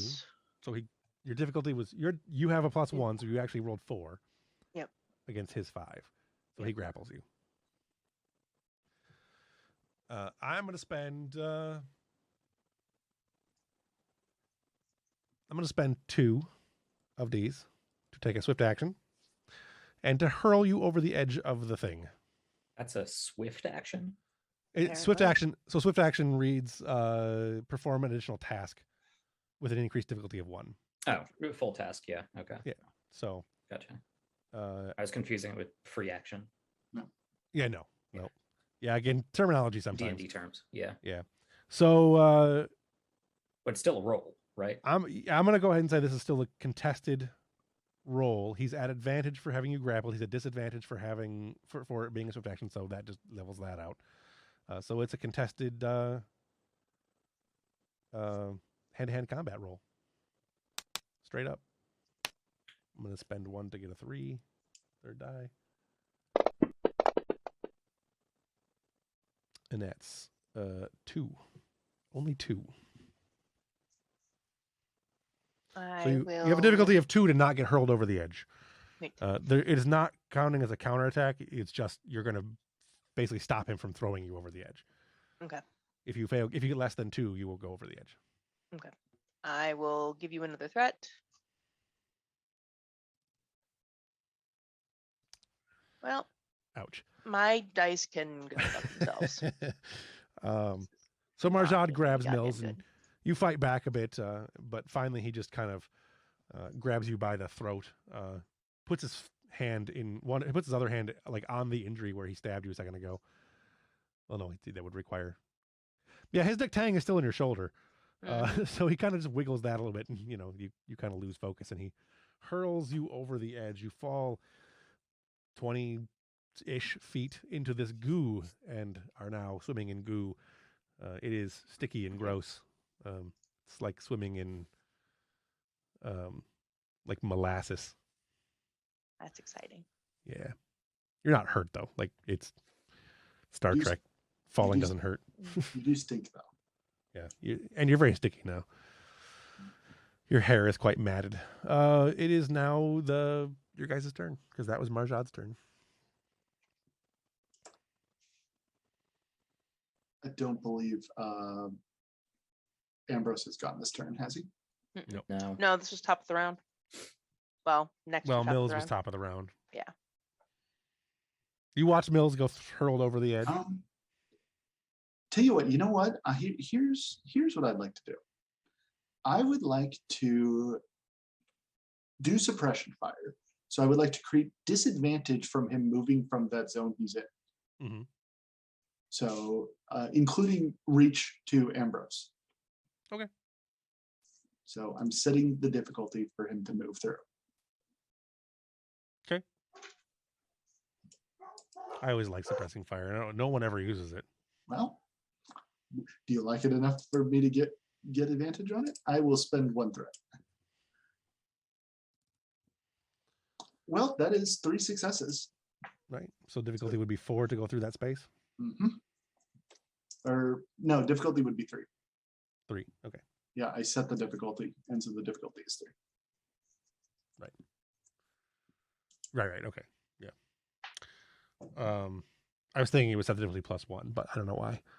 So yes, difficulty for him to move towards Ambrose will be 3.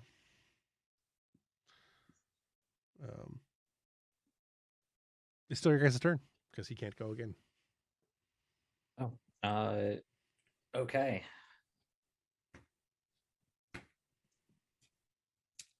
This one, like I'm doing as bad as he did in our first interaction. Yes. This is why I need it's in wrestling. This is called the swing match. Mm-hmm. Yeah. That big yellow piece of machinery, that wouldn't have to be a giant weaver robot, is it? Can I fight him like an alien? No, that would be like a miniature worker bee. Okay. You have advantage on ranged attacks right now. Yeah, I do.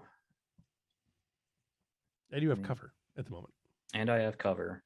And I just recovered, so I can avoid injury again. So I feel like this is just going to be a death yo-yo sort of situation where I just keep recovering and avoiding. Okay, yeah, if I have an advantage to hit him with ranged, I am going to do that. So Brian was right. You basically have infinite momentum at this point. So Basically. First minor action, I'm going to aim. I'm going to give you another threat to take another minor action to charge. I am then going to fire. Okay. What happened to our other security people? They're Yeah, are almost they done. still dicking around? They're almost Oh, done. okay. Ugh. They're doing stuff. Okay, go ahead and take yet another threat, because why the hell not, for my bold. So that's 3 dice. With Cherka's suppression fire and targeting assistance, is that enough for team dynamics to apply as a focus, since we are working as a well-organized team? I suppose. All right. That is a focus. I don't think I can manage to get any better there. I mean, I could just give you all of the threat and take all of the dice, but I think that's probably a bad idea. I mean, it doesn't much matter. Like you said, I've got pretty much all the momentum. It really doesn't. Go ahead and take 2 more threat. I'm going to roll 4 dice. I mean, I just got to try to power through you at this point, or you're just going to kill me.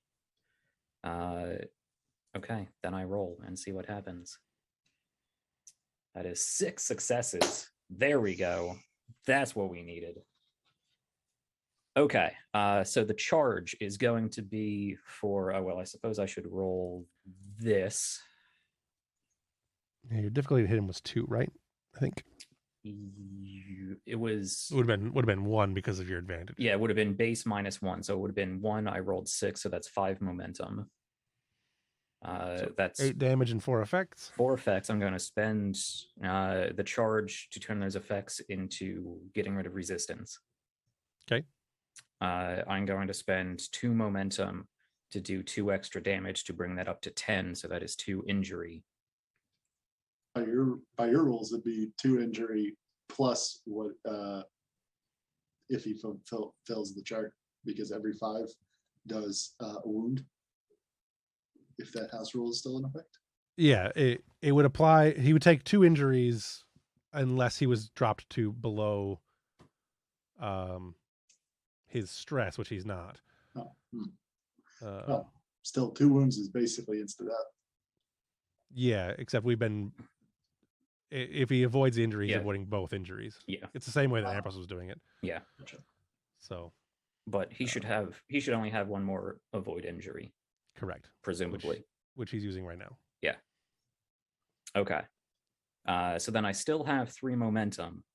I'm going to spend 2 of that for the swift action. Mm-hmm. Does aim still apply if I take a shot on the same turn, since I'm still aiming at the same thing? Technically, I think it would, because it's supposed to be until your next turn. Yeah, I believe so. I mean, but this is his next turn. It gives you another pass. It's not another turn, it's another task. Yeah, it's a same turn. It's another. So the way I read it personally, and I could be wrong. I'd have to read the actual book, but the way it reads on the cheat sheet that I've got, it's you get another task in the same round. It says on a single D20 made on the attack before the start of their next turn. Right. Yeah. But this isn't a new turn. I read it as the same turn. hold It's the just increasing the initiative. difficulty by 1. You're basically taking additional actions in the Yeah. same turn. My read is differently, but that's fine. Yeah, I'd have to read the actual book. I'm just reading the. I only have the. I'll cheat post sheet it in front of me. chat. So Go ahead. Yeah. Okay, so that would make the base difficulty of this attack 3, right? yes. Okay. -1 because target assist, so it's back down to 2. Right. Okay. So then I'm going to fire again. Go ahead and take threat for bold. I have my focus. I am aiming, so I can re-roll these difficulty 2. If I hit, you have not been able to recover, so you presumably can't spend any of this exorbitant amount of threats to avoid injury. So go ahead and take 2 more. I'm rolling 4 dice. Your threat may as well be infinite. This is daring and security. Go. It's really more beneficial for the next combat. I'm going to re-roll that 20. It's not a success, but at least it's not a complication. So that is 4 successes. That banks So me 2 advantage. That banks me 2 momentum. I roll this. Good roll. I'm going to spend that momentum because I did not charge. I need to spend that momentum on penetration. So I'm going to spend those 2 momentum for penetration. So it should get through all of his armor and do at least 1 injury.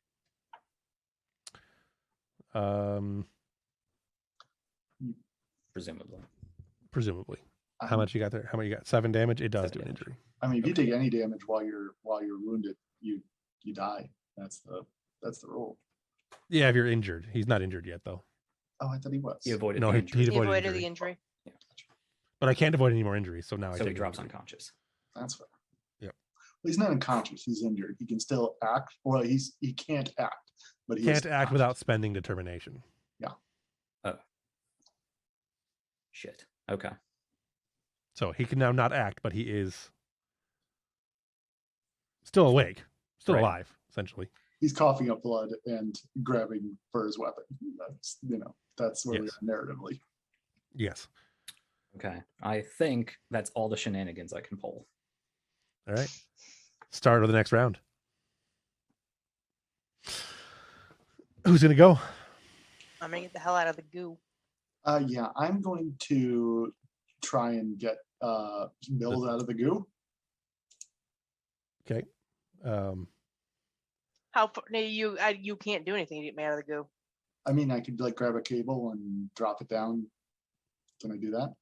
Yeah, you can. Well, probably can't grab one from where you're at, but you see one hanging from a thing. You could, shoot the end of it and it drops down into the goo for her, which is, I'm not going to make you roll for it. It just does it. Okay, That would be your action for Chirka. sure. Maybe it counts as an assist on her fitness roll. Sure.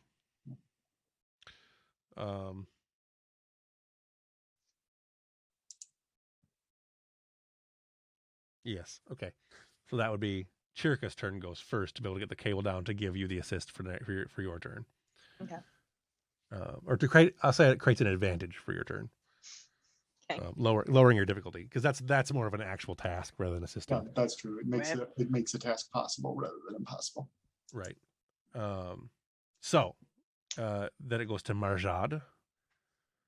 And I'm going to spend my 6 of these fuckers. Boom. And Marjad rolls over on his side with a grenade in his hand. Oh, balls. Just kind of smiles at Ambrose. I'm all the way. I'm not in. Yeah, he's not within reach. I'm not in melee range. I'm on the other side of that pillar still. I'm taking cover. It's still not. It's a ranged weapon. It's a area of effect weapon. So you're still within. I mean, the pillar is going to give you cover, which is good. But you're still within what, 2, right? You're within 1, really. I'm within close range. Yes. I'm in the same zone, but Correct. I'm not within reach, and I'm behind cover. Right. Or whatever that matters. The cover would be a number of dice you roll to reduce damage when the grenade goes off. So. Okay. Ouch. Because of my recovery, it also makes any of his attack actions, if this is an attack action, at +1 difficulty. I don't know if pulling a pin really matters. Though. Not really throwing the grenade at you so much as just letting the grenade go Right. off. All right. Sure. Makes sense. I mean, I think you would still make an attack roll. I mean, I suppose.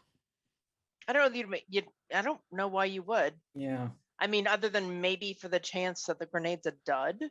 Well, the reason to do it would be then I can spend momentum to make greater effects with the weapon, because grenades do have effects. Yeah. So I mean, the difficulty for a ranged attack also applies to like it assumes you're dodging. So like, Oh shit. 1, 2, 3, 4, 5. So I succeed. And I have a shitload of momentum. So that doesn't really apply. Penetration doesn't really apply to cover. So you have full cover, which I think is, if I'm not mistaken, 3 black dice you would roll, or 3d6s you would roll. Any successes you get, any whatever's you get on it count the same way damage would, but you reduce the damage. So it's 1, 2, 3, 4, 5, 6, 7, 8, 9, 10 damage. You'll roll 3 dice. I don't really have anything I can do with the momentum other than increase the range, which is really not really important at this point because I'm just trying to hit you. Mills is too far away to be bothered, and Chirka is too far away to be bothered. So that gives you 3 dice. You roll 3d6s basically. Okay. I'm not seeing any way of getting me any more d6s, right? you could spend momentum. For how many? Can you? I believe it's one momentum to add a challenge die. Maybe It's probable. Yeah.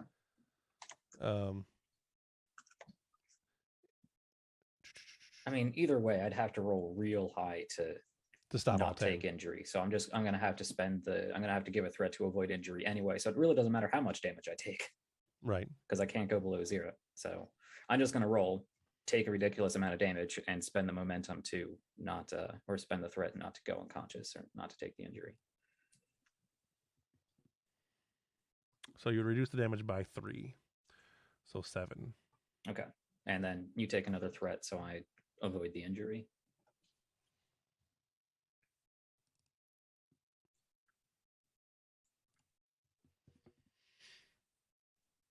Okay.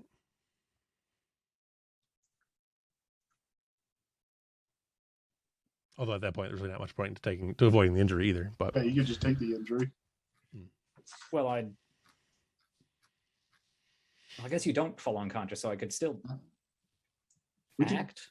Well, I guess somebody could do first aid, and then we could do a first aid, get you back up. Yep. But if you want to avoid the injury, that's fine too. Given where I am and the difference between 7 and 8, I'm going to give him the threat to avoid the injury because I'm not convinced that another Romulan and a Klingon isn't just going to immediately come out of that elevator. Well, Okay. he's spending a lot of threat. Yeah, so like let's right Yes, here. he is. I spend the 6th threat, and the pillar that you were standing behind is severely damaged, and the building is beginning to collapse. Okay, well, sure. Which is something you wanted to do anyway. Yeah, we were doing that anyway. Right. And we got to take the other one out, so. This just makes your timeline a lot shorter. Yeah. Yeah. So, all right. What you can do? We're no longer in combat rounds, really. Mhm. I think Mills has to do a climb check to get the fuck out of the vat. Mm-hmm. Yep. That just fitness and security. Mm-hmm. Plus I assist. I should roll for that. I do not assist. You do not climb out either. No. I'm just gonna swim. It's in the very goo. slippery. It's gooey. It's slippery goo. The 2 other guys come out, phasers at the ready. And when they see that nothing is here, they signal that the charges are set. I actually meant to have them come out last turn, but forgot.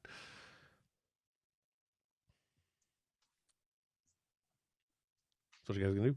You've got charges set on the gate. You've got 1 damaged pillar, 1 person in the goo, 1 person not in the goo, 1 person not in the goo, and almost injured. Like stubs his toe, dies. How far up from the goo is this conveyor belt thing? Can I like climb these? It's about Like 10 feet. climb this thing? Oh, so not so much. You could climb the side pieces, yeah. I mean, you can still climb the rope. The rope didn't fall. Yeah, you can still climb the rope too. The rope didn't fall. I'm just thinking like Something easier to logistically climb. small rope or larger thing that might, with handholds. Right. Yeah, I don't know. Terrible design. Who made this? I mean, you'd swim Where's around the with it. You ladder? could probably find a ladder. So Oh, well, find the ladder. yeah, you swim around for a while and find a ladder. Still, We have it's still. The hell out of I think this. Ambrose has a turn. From this position, can I see what that big green glowing circle is? It's some kind of energy cell. Definitely a power supply of some kind. Given that given this looks like Romulan technology, it doesn't take long to figure out what that probably is. Right. Oh no. They're so small they'd probably collapse under their own weight for eating an entire planet, right? They wouldn't eat an entire planet. They might eat this entire room. Yeah, yeah, I mean, they'll take out a whole ship. yeah. Okay, so I think I'm going to hobble my busted ass over to that. And can I set my my phaser to overload? Sure. Like not immediately, like on a timer. Yeah. Okay. Yeah, Yeah, well, I mean, it takes time for it to overload. It's Right. not really a timer. There's actually a rule for that. Yeah, I'm just gonna slide it all the way up to max and just leave it there until it blows up. Okay, you will not want to be here I when won't. it happens. No. So, Well, this did not go nearly as well as I had hoped. I was hoping to get a lot more information and cut off Marjot's head, but well, his head's off. He's But dead. but I right, didn't do it. it's not there anymore. I mean, you dropped him. yeah, I did. It wasn't in melee like I would have liked, but I did drop him. There's Yeah, only ever there's like since jumping 44 off- more of them ever- on that conveyor belt. That's true. I have Marjot's for days, really.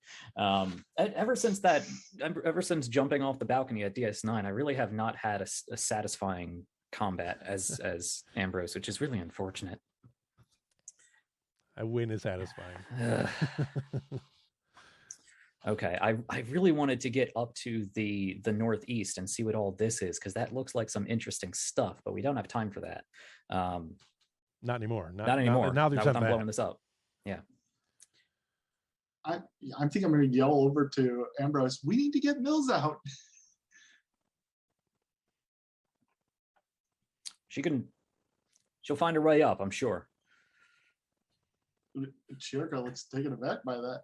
And she's gonna keep trying to help Mills get up. If it means like finding a ladder for her or something. Yeah, you can help her direct her over to there's a ladder by the Oh, can I like kick down a ladder? One of those fold up ladders. Sure. There's a ladder over by the two inlet pipes, in the nearest to where you came in. Those two inlet pipes that are pumping goo into the facility. I'll lower it down for her. You'll also note that the goo is rising because the council that controlled the goo has been blown up by a red bomb thing and a grenade. So, Commander, I think we should get out of here. This place is really should. You are Mills. You climb out. It doesn't with the ladder. You don't need to roll. Mm. You're just covered in goo. I mean, theoretically, she should just beam out anyway. Yeah. Your type 3 phaser though is still in the goo. It's still in the goo? There's no point in taking it with you anyway. It's not going to work anymore. Oh, okay. I was just A Federation type 3? You could. Pretty intense goo. That's coming out of your pay. Plus they're free. So Sure. T3s are supposed to be nigh indestructible. She pulls the Kang out of her shoulder and into her belt, holds out her hand, wipes some goo off, holds out to Chirka. A sample. She says, well, I've got some vials, I guess, but they seem redundant at this point. Well, we don't have any of this, do we? All right, she'll brush It'll them make off my your swim shoulder into a worthwhile. vial. She'll brush them off your shoulder into a vial. okay. Yeah, I'm gonna pull the Romulan communication device. You still there? Can you get a lock on us? You beep the thing. It does not open a direct comm line. It opens a data line and locks a signal onto you, obviously. Nothing happens for a few seconds. You can hear the phaser getting to its wind up point. Its blow up point. So it's not a communicator. It's an emergency. It's a modified communicator for emergency. Like it basically attaches to a specific signal on the ship, so they get a notification that you're there, that you're ready to go, and it can accept data, which it normally wouldn't be able to do. For just a second, we wonder if the Romulans decided to just leave their secrets buried along with us. So either they hear us and they're going to beam us up, or they don't hear us and they left or we're destroyed and we're going to go down with this place anyway. So I'm going to tell the other two security guys to tell those explosives to go off in like 3 minutes or something. If we're not out of here by then, we're not getting out of here. Okay. They click the thing and set it, and you can hear the phaser, your phaser rifle, reaching its climax of explosion point. And just as you're fairly certain it's going to explode, you notice as it's exploding, you notice the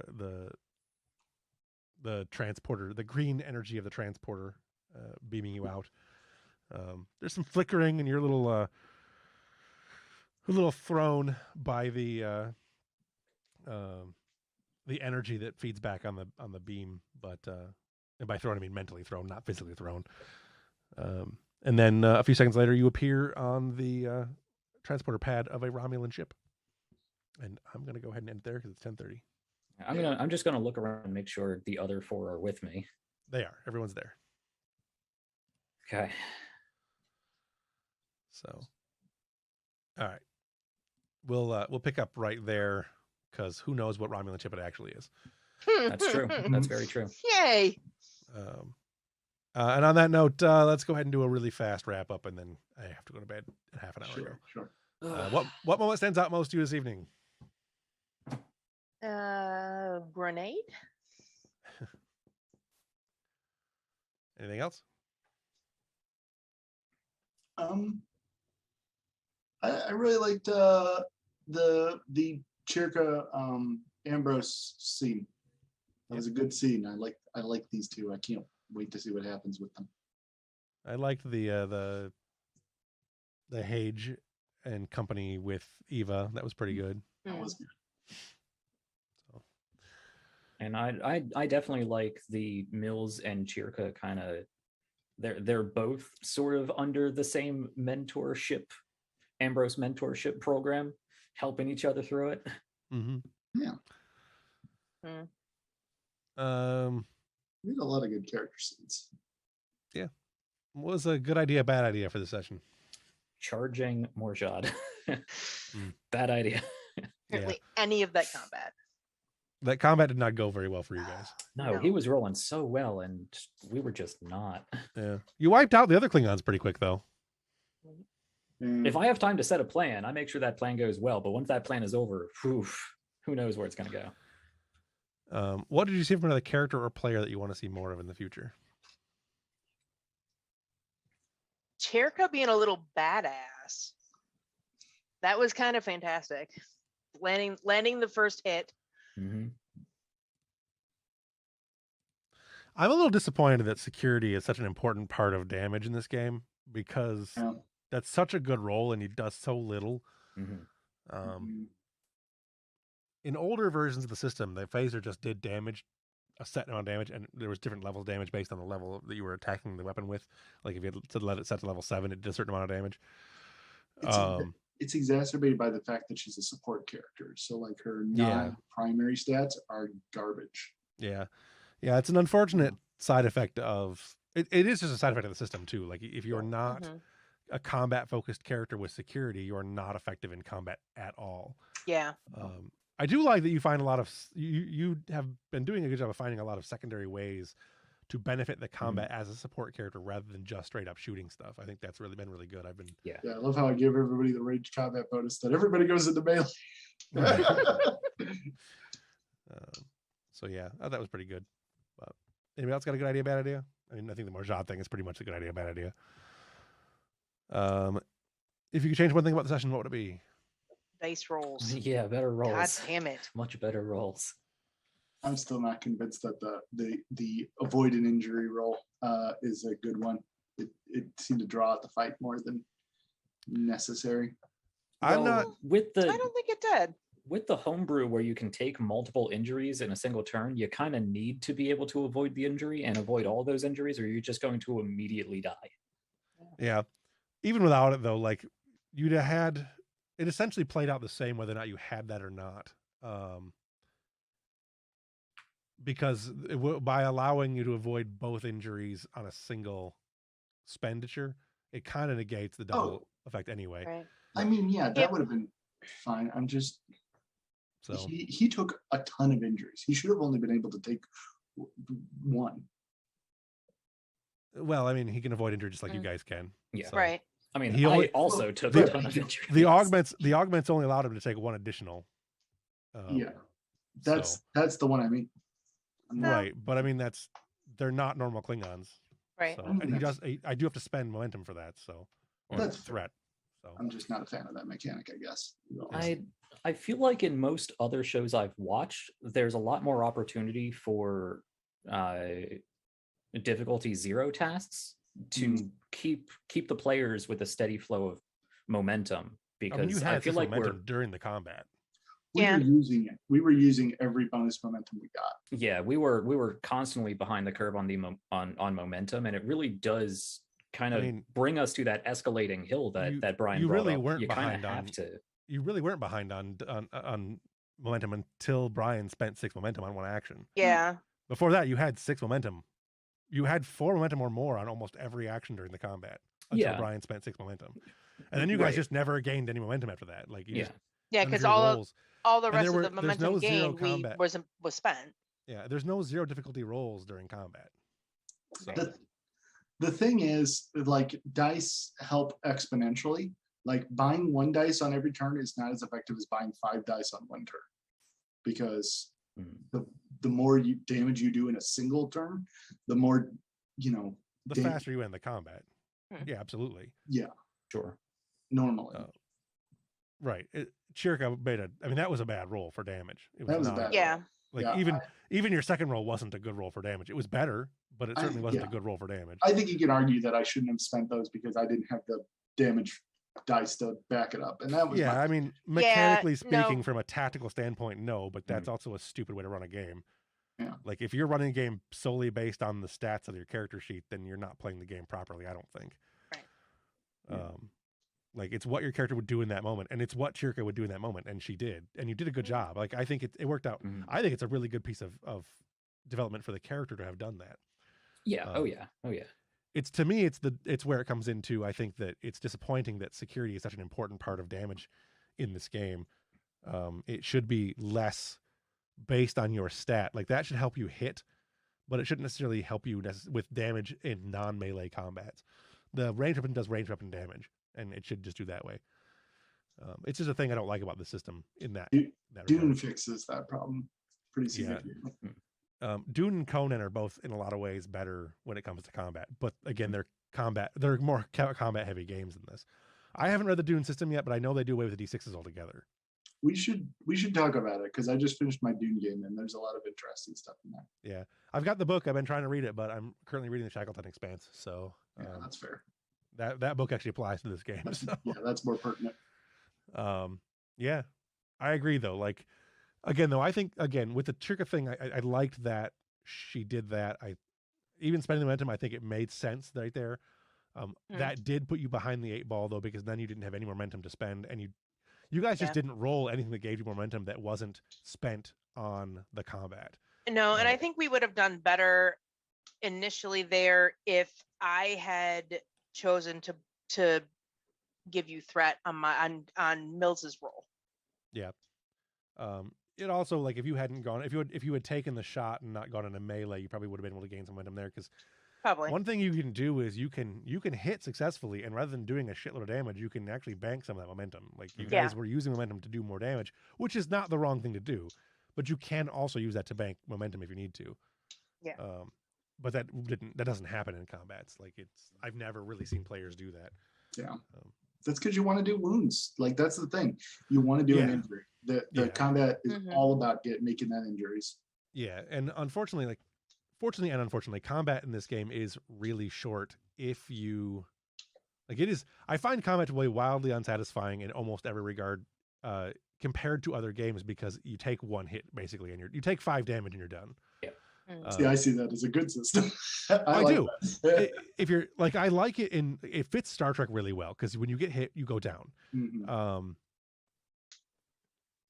A lot of times though, we're seeing people rolling, way higher numbers, like huge numbers. 10, 12, 14. 10, 12 right. damage. Yeah. And that's in almost every combat. Like, yeah. Because the people who are in combat are always maxed out for combat. Like, daring and security, at least 2 players in every group probably have that maxed out. Yeah.